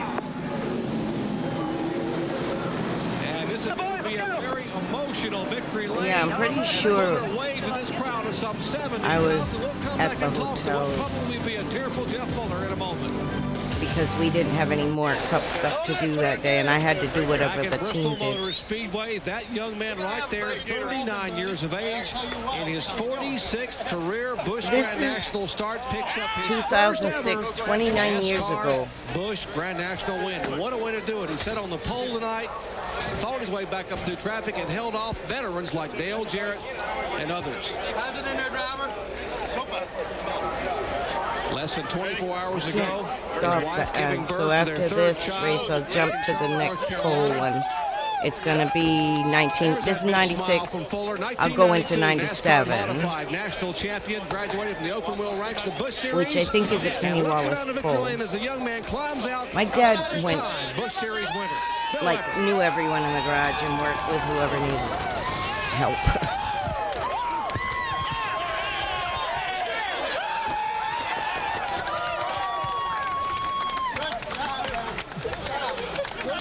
Where's Dad? Jeff Fuller! Benny, did you have a C-section? Oh, no, that was last night. How you doing, Benny? What are you rolling the roof of this poor man's race car? No, I only weigh 150 pounds, not 250. I'll tell you, this thing was going good. These guys work real hard. We've had some highs and lows this year, a lot of lows. Sunoco, I can't say enough about them. They've been with me for 14 years now, and I'm glad they stuck this out, and there should be announcements shortly for next year. But the motor started skipping towards the end. There was 23 laps left to go at the end there, and it started skipping. And I was just praying that it hung on, and, you know, it did. And I kind of cut Dale off a little bit down there, but we don't care. We're nobody, man. But you got to do what you got to do on the last lap. But I'll tell you, this is for the guys. Great job, great job. What happened to the engine? Do you have no idea? No idea? I really don't. I think it went down on 7, or maybe something happened, but it was fluttering. Did your heart skip? It wasn't my imagination. Did your heart skip a beat every time it missed? Yes, it did. Yes, it did. You always hear about the horror stories. You know, the last 10 laps you feel all these little gremlins. It wasn't a figment of my imagination. It was a fact. So I'm just glad for the guys. They did a hell of a job. Well, we're going to go find out how mad the second place finisher is. He's with Bill Weber. Well, Dale Jarrett takes a drink of Gatorade, a big smile on his face. That was pretty exciting from over here. How about where you were sitting? Yeah, it was fun. It was great fun. I had a good time there. Had a good race car. Jeff was better than me off the corner, and I was better than him getting in. And, you know, we just swapped back and forth there, a little paint. But he did a good job. I think he lost the cylinder and still hung on there. And my car wasn't running on all 8 either. But we were glad for this Band-Aid Thunderbird. Finally got back to running like we should, and that's more gratifying than anything. Did you feel you had a right front going down in the closing laps? Well, I thought that I did, but I think I just got up a little bit high, and the car took off on me. And I'd worked it pretty hard there trying to get around Jeff. So I think it was more that I just wore it out probably. But I was a little bit frightened after seeing some of these guys hit the wall. I didn't want to hit the wall tonight, and don't want to any night, but definitely wanted to bring it home in one piece. So it was a good run for us. Lessons learned for tomorrow? Yeah, definitely. This is a different tire than we had here in the spring, and kind of know how it's reacting and what it's going to do, and a little bit on the chassis too, so hopefully it's an advantage for us. Okay, that's his first win. They had a baby last night. That's a pretty good story. Congratulations to them. That's terrific. And Jeff's a great race car driver, well-deserved victory, and I'm glad to see him get it. And that comes from a great race car driver. How about that for a show of sportsmanship? Watch Dale Jarrett's crew as they're watching him on the last lap try to drive underneath Jeff Fuller. Watch that Band-Aid crew. They see him get on the inside going into the turn. You'd think that he had him, but as Jeff said, he came down, which was the thing he needed to do. I've been there. Let's watch it from the so roof cam, Ed.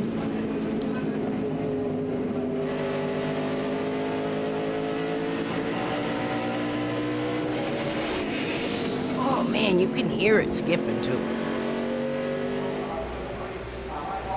And final lap again as you watch Dale Jarrett make a move inside it, and you called it, Kyle. What a class act by Jarrett not to pull back up. He could have tagged Fuller and it would have all been over with. Yeah, he could have run straight through his door right there. That was a lot of class. Unofficial results are full film rundown here from the Food City 250. Because I kept Fuller takes the snoozing victory. it. Take a look and see where your favorite driver finished. You'll see the cars that finished on the Let me lead jump lap to at the top next 15. pole qualifying You'll thing. see that some of the cars. And it's the last part I'm going to do for Bristol for today. This is just a 46-minute video, but I'm going to... I know, it is a little bit different. Too much money involved and too many feelings, I guess. I don't know. Well, there have always been feelings. It's always been real competitive. just to win 1 or 2 was so hard. But yeah, this one here, my dad like sent this to my cell phone today, this morning. So I think he was with Kenny Wallace here. And it's another Bristol. Like I said, he likes Bristol. Or had good luck at Bristol and Darlington. How do they qualify? Well, the top 45 will be set in this session. They get 2 laps. Tracks of under a mile. You get 2 consecutive laps of qualifying. Tomorrow, round 2, spot 26 through 38. And this would be the Square D 81 car. I would be here with the 7 car, probably. Or home. Can't quite remember. Oh, I would be there, because I'd have to score the car. But it's Saturday, so I don't know. That's why qualifying is important for one of No, I'm definitely there, because I wouldn't have drove myself to Bristol. And winning is important too. And Jeff Gordon talking to his wife Brooke. You've won here 3 times, and I would have flown in that afternoon. Oh, I definitely was there. I remember that 94 being like the most awesome looking car Hope we can hang on to it. The for a night race. Really strong and made some great runs. I think we're going to have to pick it up a little bit, though. One of my all-time top 5s. I That imagine some guys in the back Mac at night didn't or show whatever. all they had in practice, and Mac I think we're at going to night. have to run it at least the low 40s, 1540s to sit on the pole today. And Ned and Jerry were just explaining why it's so important to start up front, because there's nowhere to pass here. Well, we've been pretty fortunate to start up front here, and I think that's what contributes to some good finishes here. And Ray and I have been watching the tapes from this night race, and you got to start up front. I mean, you got to stay out of trouble, and the way to do that, the best way to do that is to be up front. So qualifying is very important here. Good luck. Thank you. Jeff Gordon, fastest in practice, BP. Hey, Corky, just get a 1 shot. I can't get too close to this guy. This guy, Brett, your luck is awful. It's just terrible. You know, this morning, Phil and I were standing here, brother Phil and I were standing here talking about how bad our luck's been lately. And both of us tore up race cars in practice. You think about it. Just a bad day for us here. Y'all you okay? Yeah, we had a good car, too. That's a shame. This is 97. It's been about 14, 15 fastest all day, and now we've got a backup car that hasn't even seen the racetrack yet, so qualifying lap isn't going to be too sporty. We're just getting ready for second round qualifying tomorrow. What happened? Driver just got in the corner too deep, left his foot on the accelerator too long. Where's the crew chief? We need to hit you in the head with a hammer or something. Yeah, I know it. That just, it's a real shame. I rarely make a mistake like that, and today I did it. And I got in there too deep. The car turned around on me and it backed in the fence. Okay, Jerry. All right, our schedule coming up tonight following Bush Pole qualifying at 7:30 p.m. Eastern Time. Our live flag-to-flag coverage. NASCAR, Busch Series, Food City 250, LaJoy, and a guy named Dale Earnhardt Jr. on the front row. NASCAR today coming up 7 o'clock Eastern Time. That's John Colonel updating all the action around the world. And, of course, NASCAR Winston Cup goodies, headache powder, 500 coming your way live at 7:30 This is 97 now. We just jumped ahead of tomorrow night.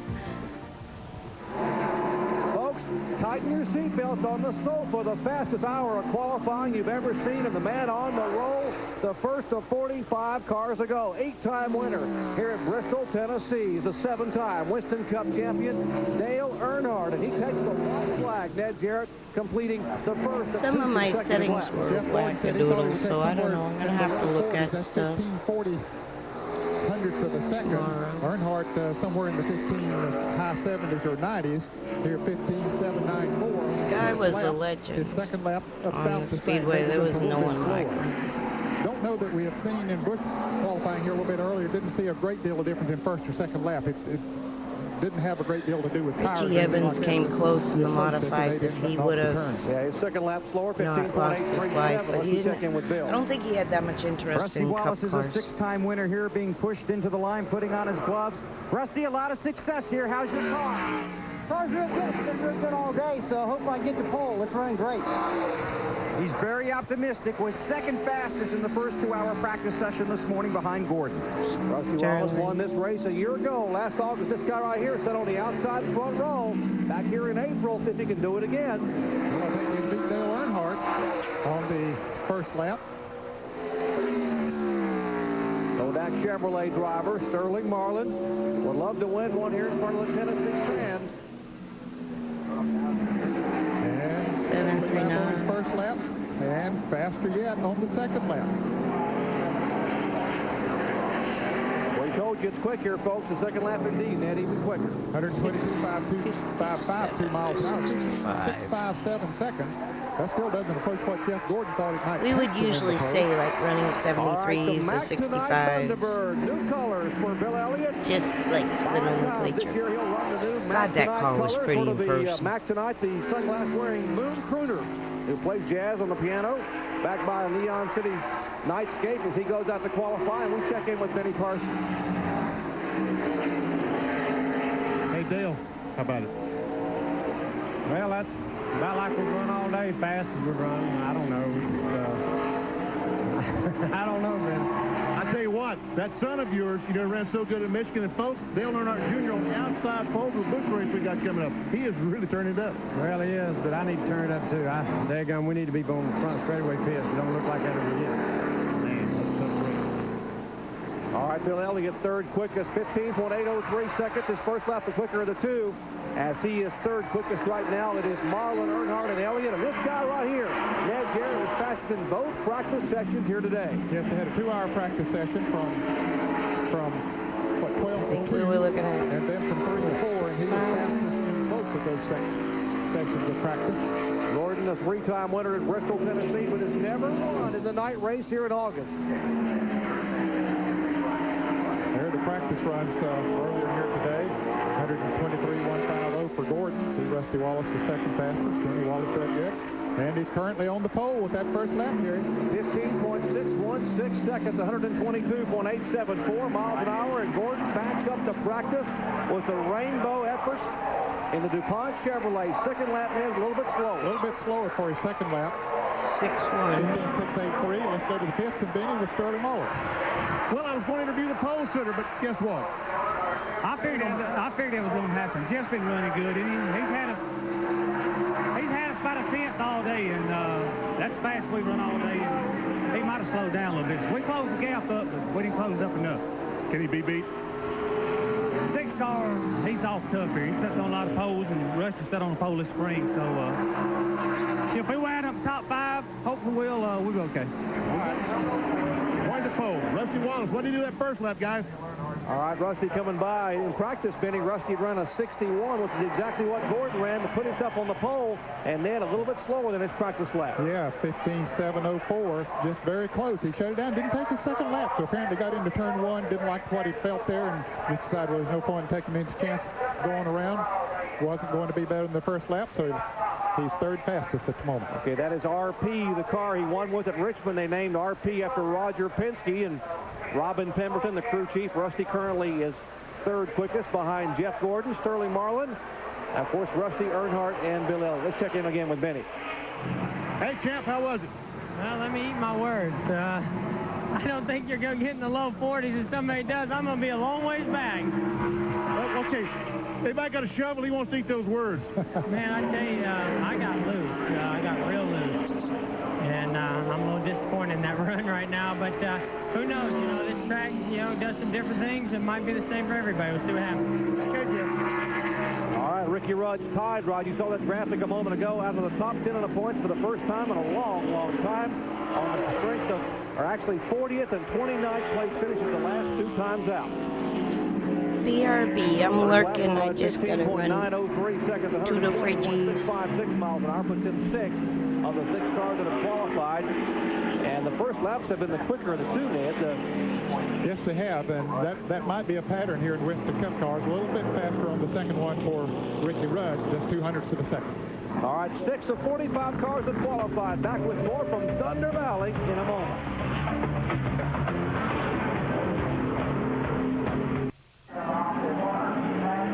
Back in Bristol, Tennessee, the low Chevrolet for Mike Skinner qualifying. His first lap quicker of the 2, 15.790 seconds. His second lap was slow, 16.017 seconds. That puts him right now 4th overall of the 7 cars that have qualified. Coming out now is Dick Trickle, the Highland Myers Ford, number 90. Upper left of your screen. Once again, remember, there are 45 cars here to attempt qualifying. We will take the top 25 in this first round. Dick Trickle's got himself a pretty good lap on this first one here, Gary. 15.774. currently fourth fastest. And he's faster on his second lap.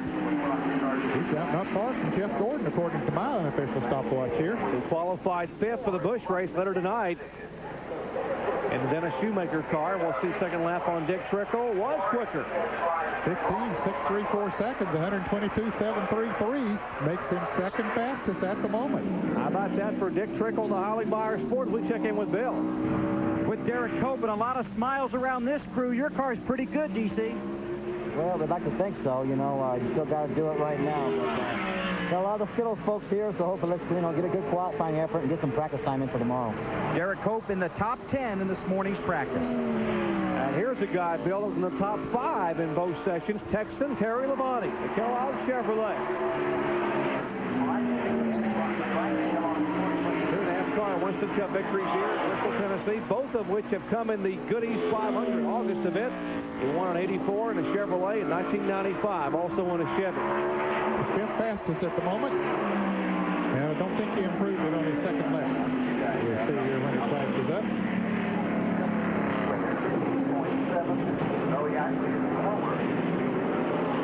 Second time by for Texas Terry. Some of the guys have run a little quicker. Majority have run a little bit slower in the second lap, man, unless they made a mistake in the first lap. And so Terry did run slower on his second lap, so he's still fifth fastest. 15.722 seconds was his elapsed time on his first lap.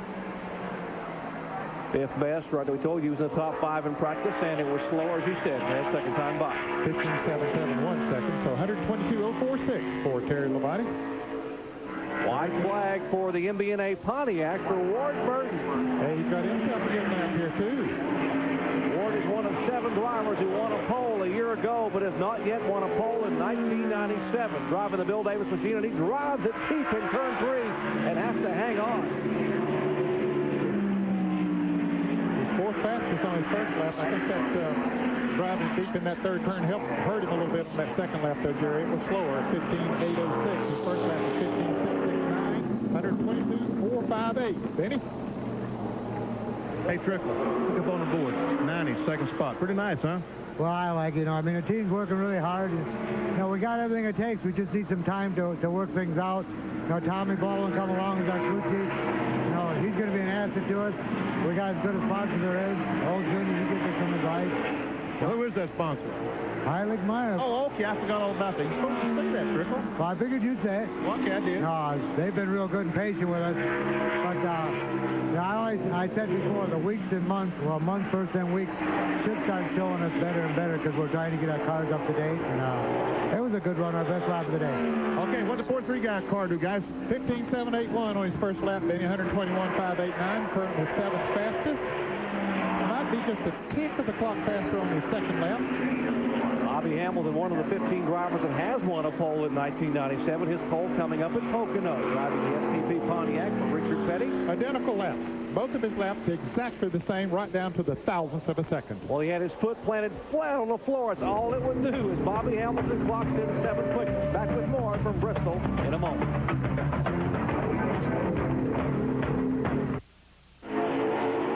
Back at Bristol, 12-time winner in the silver anniversary, celebrating his 25th year in NASCAR. Old DW, the Parts America Chevrolet. Now for the checkered flag. His first lap was 15.826 seconds, which was 11th fastest so far. And I think he's a little bit faster on his second lap. Yes, he is. 15.742 seconds, 121.890 for DW. And they will officially honor him tomorrow night by naming a Darrell Waltrip grandstand here that holds about 35,000 folks.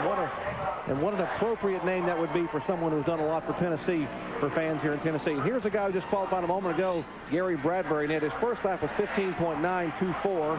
Second lap, 15.96. He took his first lap, and that put him 13th overall. So my ex was working with the 7. I was scoring for the 7. The track record here at the Bristol Motor Speedway is Mark Martin at this race and everybody for Sunday. This is qualified on Saturday.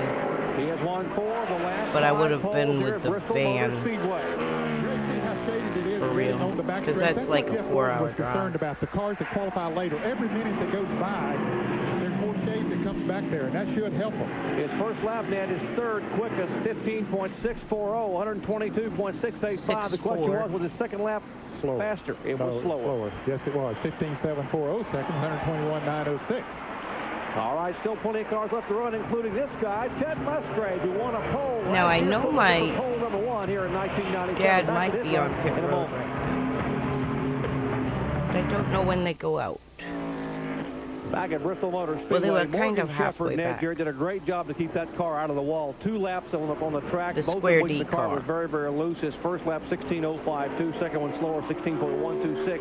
He clocks in 15th quickest, but I know the car can do better because he did a whale of a job just hanging on. He really did. He was fortunate to bring it back because he was very, very close out there. Well, like I said, my dad sent me this on my cell phone this morning. So I am actually reviewing 97, so this is helpful to give me a time reference. The Skittles Pontiac driver, man, almost headed for the wall. He was with and he was another fortunate one to be able to bring it Mike back. Wallace. So his first A lap, little Jerry, was one race, I think, with the Lance 122.497, and now this Cup car okay, that's why it was so and quick. Busch car. And that's where I got confused. Is sometimes he worked both Cup and Busch. You're talking about sometimes something like dragging between the the racetrack, shops. your exhaust or something? Yeah, you know, It's you hard know, to you explain. pound these corners so hard. We hit the exhaust pipes, I think, coming off of 2, and it jumped it out toward the wall. And I glad had you're to back. raise off the floor I a little hope you bit. feel better, man. I had a funky week. No joke. Sunday. I'm gonna get the front stretch with a 64 there, I think. And, you know, that stood in between us having a shot to win last time. The anxiety level was like wanting to just come out my eyes or scream, I just want a and front stretch spot so we can, you know, race these guys. I ended up screaming at a guy that told me to slow down here in the park because he used the F word at me, and I'm not too kindly to the F word if I'm wrong. I mean, if I'm right. I was right. He scared himself and cussed me out. Typical misogynistic bastard. This wild ass crazy woman parked my car, jumped out, and gave him the finger so he wouldn't miss it. For the 11 car prep. I'm a little bit feisty when I'm not in a good mood. I'm much better now. But he didn't have much time, really, to get that car dialed in. Well, he mentioned the backseat primary car.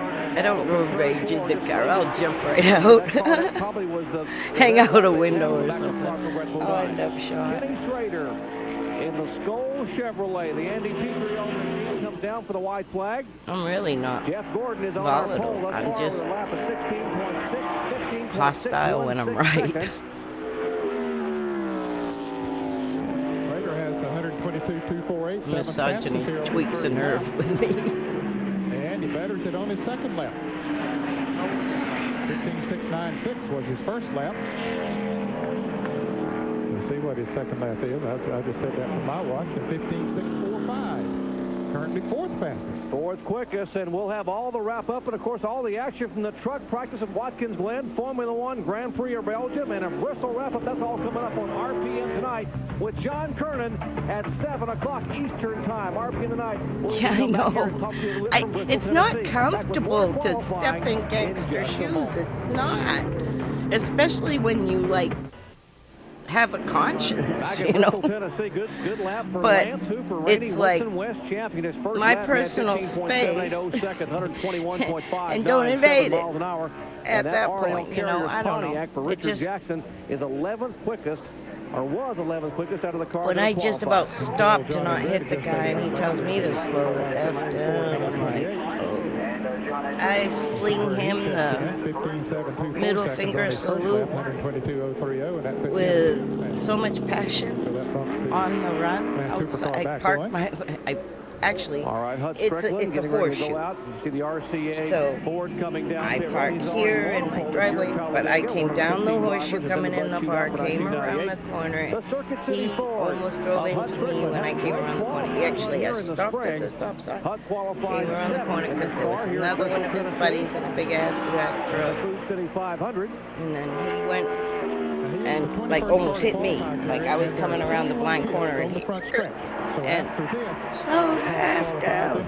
I said, oh really? And the sun has gone behind the cloud as it gets ready to set here. I went down into my driveway, whipped open the driver door, I put it in park, okay? I had enough brains to put it in park. And jumped out and slung him a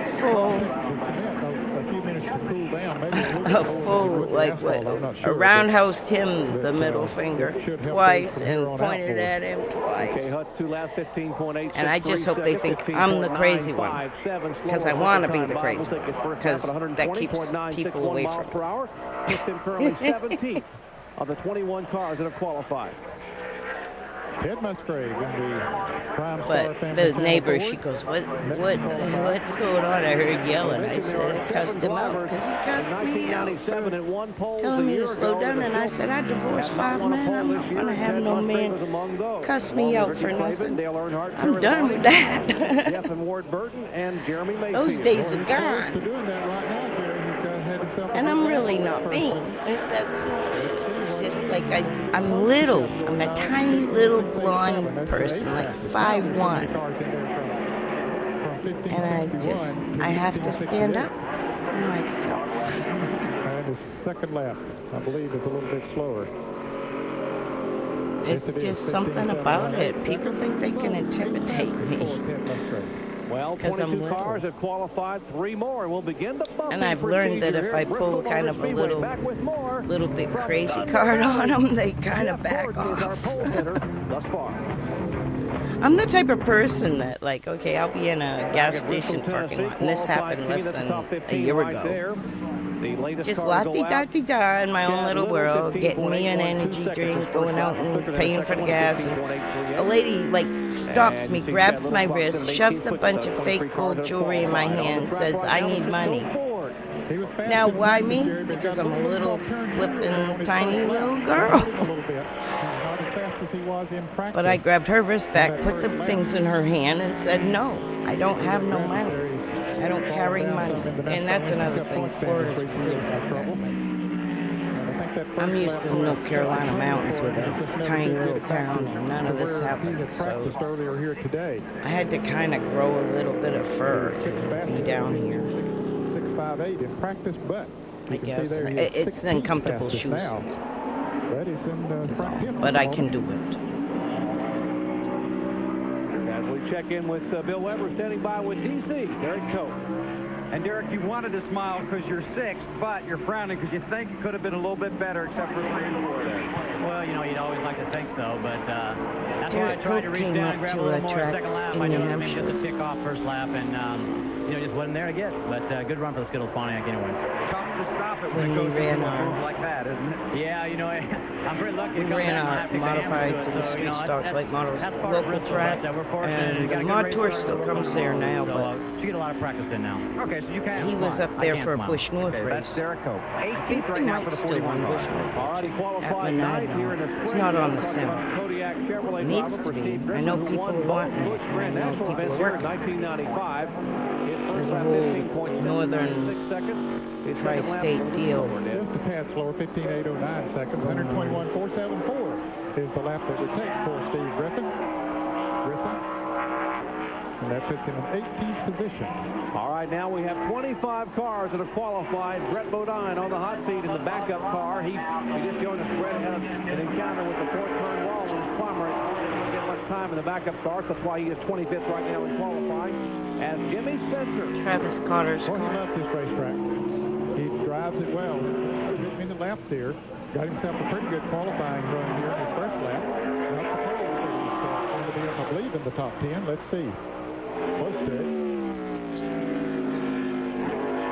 Yes, he is. 10th exactly. And that's where he qualified in the spring in the Camel Ford. Travis Carter machine. Donnie Wingo, the crew chief there. Slower on the second lap series. Alon showing you the pole on the top and the bubble on the bottom, and he is slower but holds on the 10th place. And that does bump Brett Bodine from the top 25. It puts the car number My dad's 77 of Morgan team hasn't Shepherd run there. yet. Spencer's 2 laps and speeds. If you're keeping track at home, he is 10th quickest right now out of the 26 cars. It's kind of a good view of who was 45 running in cars are here 97. to attempt to qualify. In Cup, this is Cup. Labonte in the Interstate Batteries Pontiac is the next car to qualify. Well, just race your league and don't streak. Bobby won If the you 15 feel like drivers, it, won you a know. pole this year. He won a pole up at Dover. And then if you feel Driving like for hitting Joe the Gibbs, live the Interstate button, Batteries do team. that. Because I get you. Like, it's The sun hard has once come you get back out of the here habit on to the front stretch. Grandstand shades the track like on the back dive stretch. in because I have to think so much about settings and everything, and half this stuff is probably off because I don't even think I got my streaming elements right. I have no idea. Let's see if his second lap I might. I haven't tried. I didn't try nothing but hit go, and a few things followed up. And I had to fix The them. important thing to know is there are only 21 Off the pit bat. spots on the front straightaway, so 21 spots. You want to be in the top 25 to get you in first round qualifying, but you really want to be in the top 21 to be able to pit on the front stretch. Back with more qualifying from Bristol in a moment.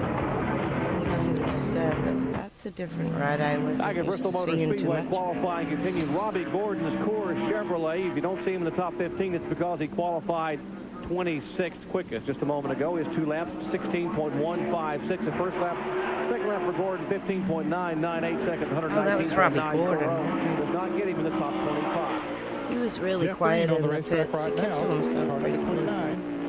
He gets in the top 25 on that first good, lap. though. Ooh, and he gets very high on that second lap. Well, he went up across the racetrack in turn 3. Managed to hang on to it. His first lap, 15.784 seconds, 121.566 miles an hour. And that was good enough for 16th at the moment. For Jeff Green. And the second lap's where he had the scary slide in turn 3, drops down to 16.336, and we'll take his first lap, which does get him in the top 25, and that bumps Gary Bradbury. The cars that have been bumped in the top 25 are the car number 11, Brett Bodine, 77, Morgan Shepherd, the 40, which didn't qualify there, Robbie Gordon, and the 78 of Gary Bradbury. Car number 10, Rudd, on the bubble. We check in with Bill. With Jeremy Mayfield here, steering wheel on, helmet going on, 12th in the second practice. Jeremy, have you got a top 10 qualifying effort here? We're going to give it our best shot. We're going to try something real good this week and do all we can do and try not to worry about it here. Yeah, that's Jeremy Mayfield. He's excited about his opportunity here this weekend. They think they may have found something. All right. Front row Joe, the Bell South Chevrolet. Won't be on the front row tonight, though, Jerry. He's in the top 25 here so far. Track is going to be about 14th. Yep, 121.620. And that will bump the car number 10 of Ricky Rudd. Second lap for Nemechek, the quicker of the two, 15.777 seconds, 121.620. 14th out of 25. That puts the car number 8 on the hot seat. That is Hud Strickland in 25th. And if you just joined us, Jeff Gordon thus far on the pole. Gordon's lap 15.616 seconds, 122.874 miles an hour. As you watch Dale Jarrett in the Ford Credit Ford Thunderbird. He's close, but I don't think close enough, Jerry. According to my watch, let's see what the official watch is. Close. Second fastest at the moment. Can he pick it up on the second lap? He's got to beat a 6.16. He ran a 6.34 first time by. But he didn't pick it up on the second lap. He hasn't gone yet. And there's the official times and speeds, Ned, for Dale Jarrett. And a difficult time to Dick Trickle. Jarrett will get the position because he's higher in the points. Jarrett is third overall in the Winston Cup point standings. His second lap a little bit slower, but Jarrett currently on the outside of row 1 in the Quality Care Ford. So right now it's Gordon and Jarrett. There's still plenty of hot dogs left to run. Let's see. Back at Bristol Motor Speedway, Bush Pole qualifying ongoing. Dave Marcus, the Real Tree Chevrolet, just getting his 2 laps of qualifying. His first lap was a scary one at 16.3 seconds, almost losing it at turn 3. Second lap quicker, 15.909 2 cars seconds. to go but before not quick enough. No, he almost lost it off turn 4. They're On the second lap, he slipped a little And bit. then our that team certainly goes cost up. him a lot. I don't think they'll show it, though. Pretty I far don't back down the line, remember. unfortunately. Here's Lake Speed in the Melling Ford, car number 9. First lap, 26th quickest, 15.841. We were with that team in 96. The red came about. He got Ace Hardware, but the Nebraska Huskers were going to sponsor it. There's some merch out there that of a car that never ran. So. 4-leg speed, 15.773 seconds, worth a little bit 126.51 miles per hour. How in the world could they continue to qualify good week after week and still not get a sponsor on that car number 9? It boggles the mind. We check in now with Benny Parsons. Well, DJ, not bad. Outside pole. Not bad. Game close. A little criticism, though, okay? You should have slowed down 1/1000th of a second. Had to get to the inside? Because you tied the 90 car, but you end up on the outside because you're higher in the points. If 1/1000 seconds slower, you'd be on the inside. I should have gone about 300s faster, and I'd have been on the pole, and I'd have been on the inside, too. Oh, that's true. Always think faster. There you go. Good, pretty good. I just got a little high up in 3 and 4 the first lap, and that probably cost me a little bit. The car was awesome. These guys done a great job. It's a brand new race car. Not many people bring a brand new race car to Bristol, but Dodd and the guys back at the shop did a great job of building this. It's been nice all day. Congratulations. Good luck. Thank you. Go Weber. With Wally Dallenbach, who had threatened to bring a tank to Bristol, but it's the first Union Chevy. How's it running? Yeah, we're just going to try to get a good one in. This is the car we had last week, so hopefully we won't have to use the tank. Okay, he has a tank, but didn't bring it here. Jeremy Mayfield with a pretty good effort. Wow, the new Kmart colors. That car getting better and better. Currently 12th overall. His first lap quicker than the 2. And that indeed bumps the car 97 from the top 25. Chad Little.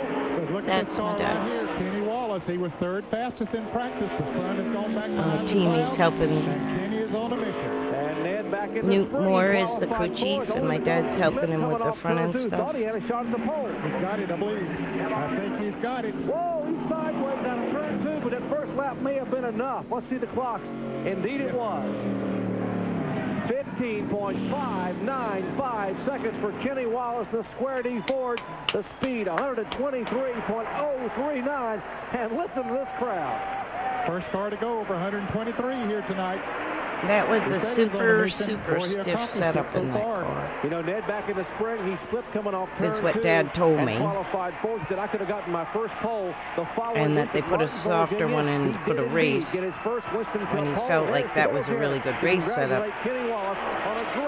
I think it's a driver preference sometimes to like a softer setup. That might serve a twofold purpose. As Benny pointed out to him, said, hey, if you're going in 3rd place. Well, right now he is in 3rd place, but there's still a lot of good cars. This is the tape I think it is. We might see my dad in the background. First pole in 1997, 2-time winner. Already gone to victory lane swatches here and coming at Texas and New Hampshire in the X-Side Ford. Buddy Parrott prepared machine. He's 11th fastest on his first run. There's the pole setter so far. And you know what, Ned? Tomorrow night is Herman talking about Kenny Wallace's birthday. He turns 34. Really? That's a neat birthday present starting the pole here. And there's the second lap for Jeff Burton, a little bit slower. His first lap puts him 11th quickest and does indeed bump the car number 41 from the top 25. That is Steve Grissom. Well, there's the man, Kenny Wallace, who will turn 34 tomorrow night. Last year, we had a special night for Jeff Fuller on Busch Night. There's my dad in the background, behind the guy in the red shirt. Back at Bristol Motor Speedway, Jeff Wood-Ines, 2 laps of qualifying, 15.700, 15.727. His first lap quicker than 2 puts him 12th quickest overall. And that will bump Dale Earnhardt from the top 25. Earnhardt 26th quickest right now. When you see Rick Mast, Remington Arms, car number 75 out to qualify. And he was not running very fast, Jared, compared to the others. He's running fast, but not nearly fast enough to get up in the top 25. He's currently 35th of the 38 cars that have qualified for Rick Mast. There are the 2 laps for Rick Mast as we see his 35th place time as we check in with the pole sitter and Benny Parsons. Well, Phil Martos is giving Kenny, look happy, man. Remember my last name, Wallace, right? You used to go home every Saturday night from Tri-City Speedway. If my dad runs second, we were depressed. So we're supposed to be here. But now, Benny, now I am nervous. Yeah. Because I do want to get the pole now. You want to be greedy and get that pole, huh? At first, all I wanted to do was get in the front straightaway. So, yeah, I guess I am. I do want to be greedy, but I I don't know. I want the bow. He's close. John Beck's close, Sid. What do you do? Benny, get away from the boy. Benny, get away from him. No, it's just 10th fastest, but Oh, hey, I'm glad you're back. Maybe it will help. You never know. 68. Sometimes it'll snap me out of a mood. The boy, Benny. You know, you don't believe in jinxes. My do you? dad's You in know the it's background just a here with the Let me tell you Square D something. car. I watched all qualifying. And Somewhere. the key to me running that first lap was when Jeff Gordon said I got loose. Yeah. I run out, let me a pound out of right rear in a hurry. Because I was loose in practice. Okay. All right, so watching TV does pay off. Wally Dollarback clocks in 10th quick in this best lap. The second one, 15.674. Back in a moment.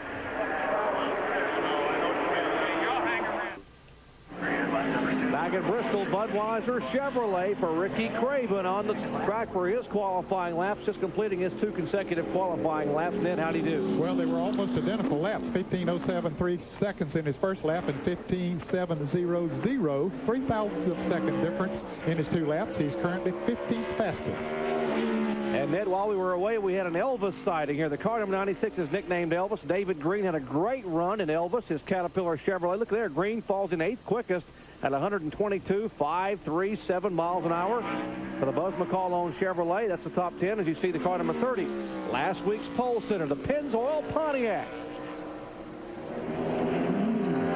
Well, he came off that 4th turn. Got himself a pretty good lap. Looked like he got a little bit loose coming off of there. There's our current pole setter, Kenny Wallace. And Kenny Wallace watching. He knows that Benson is yet to run. Then 3 more cars. My dad was working with that team like from about like mid-season, whenever Newt took over. More to go. Well, Benson's first lap, 21st quickest, 15.763 And those guys, because my dad Nettie was even knew quicker second time by. Anyway. 15.741 seconds, but still is 21st. And that will bump the car number But I believe we'll 43 see my to the top dad behind 25. Bobby Kenny here Hamilton has been somewhere. bumped. A moment ago, Jeff Green was bumped. It's a and film Mike I'm Skinner, thinking. as well as Michael Waltrip. Those have been bumped in the top 25. Okay, here we go with Ed Barrier. He turned some pretty good practice laps here today. Boy, thank Kenny. Gary Bradbury, he can pull upset off. He ran a 63 in the first practice session. And it's cool, so, I mean. Tell him who's driving that car, Ben. It's Ed Barrier. Ed Barrier, yeah. What'd I say? Gary Bradbury. I'm sorry. I'm sorry. I'm just, see, I got these crossed. I'm thanking the good Lord. Hey, buddy. Well, he didn't beat him. Didn't come close on that first lap, Benny. Tell him 15.81. But he improved it on the second lap. Not enough to beat Kenny, but he got himself a good lap. He's going to be pitting on the front stretch, I believe. Well, maybe not. 21st quickest, Ned. He gets the final spot right now with 2 cars to run. 15.727 for Ed Barrier. 122.007 miles an hour. And that will bump the car number 1 of Lance Hooper from the top 25. We check in with Bill. With David Green, all smiles. Nice run. Thanks, Bill. Bristol's been good to me again. So now the car's been pretty decent. You know, we were good in that last practice session, but pencil in the dilemma about when the sun goes down and starts getting cooler. It's about 15 degrees cooler now, so we guessed about 95% right on what to do. We just need a little bit more. But heck, I'll take hopefully a top 10 any day, no matter whether it's good or bad. David Green, all smiling, and his heart pumping away there. Ernie on the track. All right, there are 10 active drivers who are pole sitters here at Bristol. Ernie Irvin is one of those. He's won poles twice, but Ed, that first lap was not impressive. And his second one was less impressive, Jerry. He's 30th fastest on his first lap, 15.792 seconds. And his second lap was even slower. He slipped coming off of turn 4, 15.917 seconds on his second lap. So Ernie not making the top 25 here. All right, on the backstretch. One guy left to run, Kyle Petty in the Hot Wheels Pontiac. You're watching Herman, they call him, Kenny Wallace. He is the youngest of the 3 Wallace brothers. He got his first pole in Martinsville, Virginia early this year on ESPN. And if he can hold his breath for about 30 seconds, he may have a shot at getting his second one right here live on the Deuce. Well, he was 18th fastest in practice. He turned to 15.78 seconds. Now, that won't get it. Not he won't get the pole. In fact, I don't think that'll get him in the top 25. I got him at 15.74 on my unofficial stopwatch. Let's see what the official one says. Kenny getting breathe. I don't think Kyle's going to beat you for the pole. He's 24th fastest right now. Boy, what consternation. Look at his face. He's been talking. Doesn't want to celebrate, doesn't want to smile when he hears that final time and speed. Dare him to smile. He's slower on his second lap. All right, tell him he can breathe. Yeah. It's a Benny, good how about feeling. it down there? Okay. Wow. You know, you sit there, you try to tell yourself, if I get beat, you know, you get beat because the first lap was good. And so I don't know, you know, I want to thank Square D, Benny. You know, they've been good to us, and they've been waiting for a little bit of success. And it means a lot for the whole team, you know, to get this pole, because that's 2 this year. So that means Martinsville wasn't a fluke. But now the problem is it was another short track pole. So now I'm a short track driver, darn it. But I'm happier than heck. But you did Dale Jarrett a favor. You know, I got on Dale Jarrett because I said if you'd slowed down a thousandth of a second, you'd have been on the inside. So you go out and you knock him back to the inside. 2 Fords on that inside row. You know, and that's the way this racing is. You know, you're sitting there, you're 30th quick in practice, so man, we just get in the front straightaway. Then you get a chance for the pole and you want more. But it means a lot to me, Benny. It really does. You know, Winston Cup's everything I want. And it's been hard for me to break into this. And I just like to thank my crew chief, Newt Moore. He went out and hired Vic Kangas this week, and we figured Vic could help us out in the chassis area. And between him and Newt, they did a good job. And we had 1 lap in it, and that's what it was. Now you're going to start trying to worry about how to win the race? I'm already thinking about how soft I can get in the rear and how soft I can get in the right front, and I'm already started, you know. I mean, that's just the way it is, you know. I mean, Rusty's won a lot of races here, and I know what he does, and if I can get that soft, then I'll be happy. But I'm really happy right now. Somebody told me your birthday's tomorrow? It is. I forgot. Woo! I'll be 34 tomorrow. Happy birthday. I gave myself a heck of a birthday. Thank you, Self. Self said thank you. All right, talk about parity. There are 4 Chevrolets, 4 Fords, and 2 Pontiacs in the top 10 in qualifying. And coming up tonight, how about some high-speed, high-backed action from Bristol, Tennessee? Well, that was a good shout-out for Dad. I see now why Dad sent it to me. On the other network, ESPN. So that works. This simple-looking cars, we told you there are 4 Fords. Well, Pops, I'm going to probably call it a night because I want to watch some of the iRacing stuff tonight. And I really appreciate y'all hanging out. There've been some really great short track racing lately on Flow. And if you catch on Huffman Racing on YouTube, they did Tri-County last week. They not only got the pole, they got the track record for late models, and they win the race. So it's a really fun video if you like short track. That was probably my favorite video of the week. Would have been that one. Let me see if I can find it over here.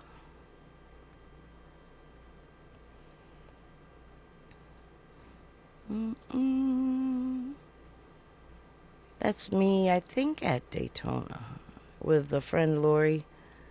And I think if it's not Dega, it's Daytona. What was I looking for?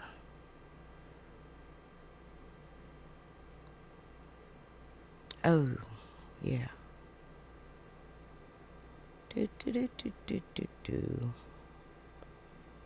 Find it this way.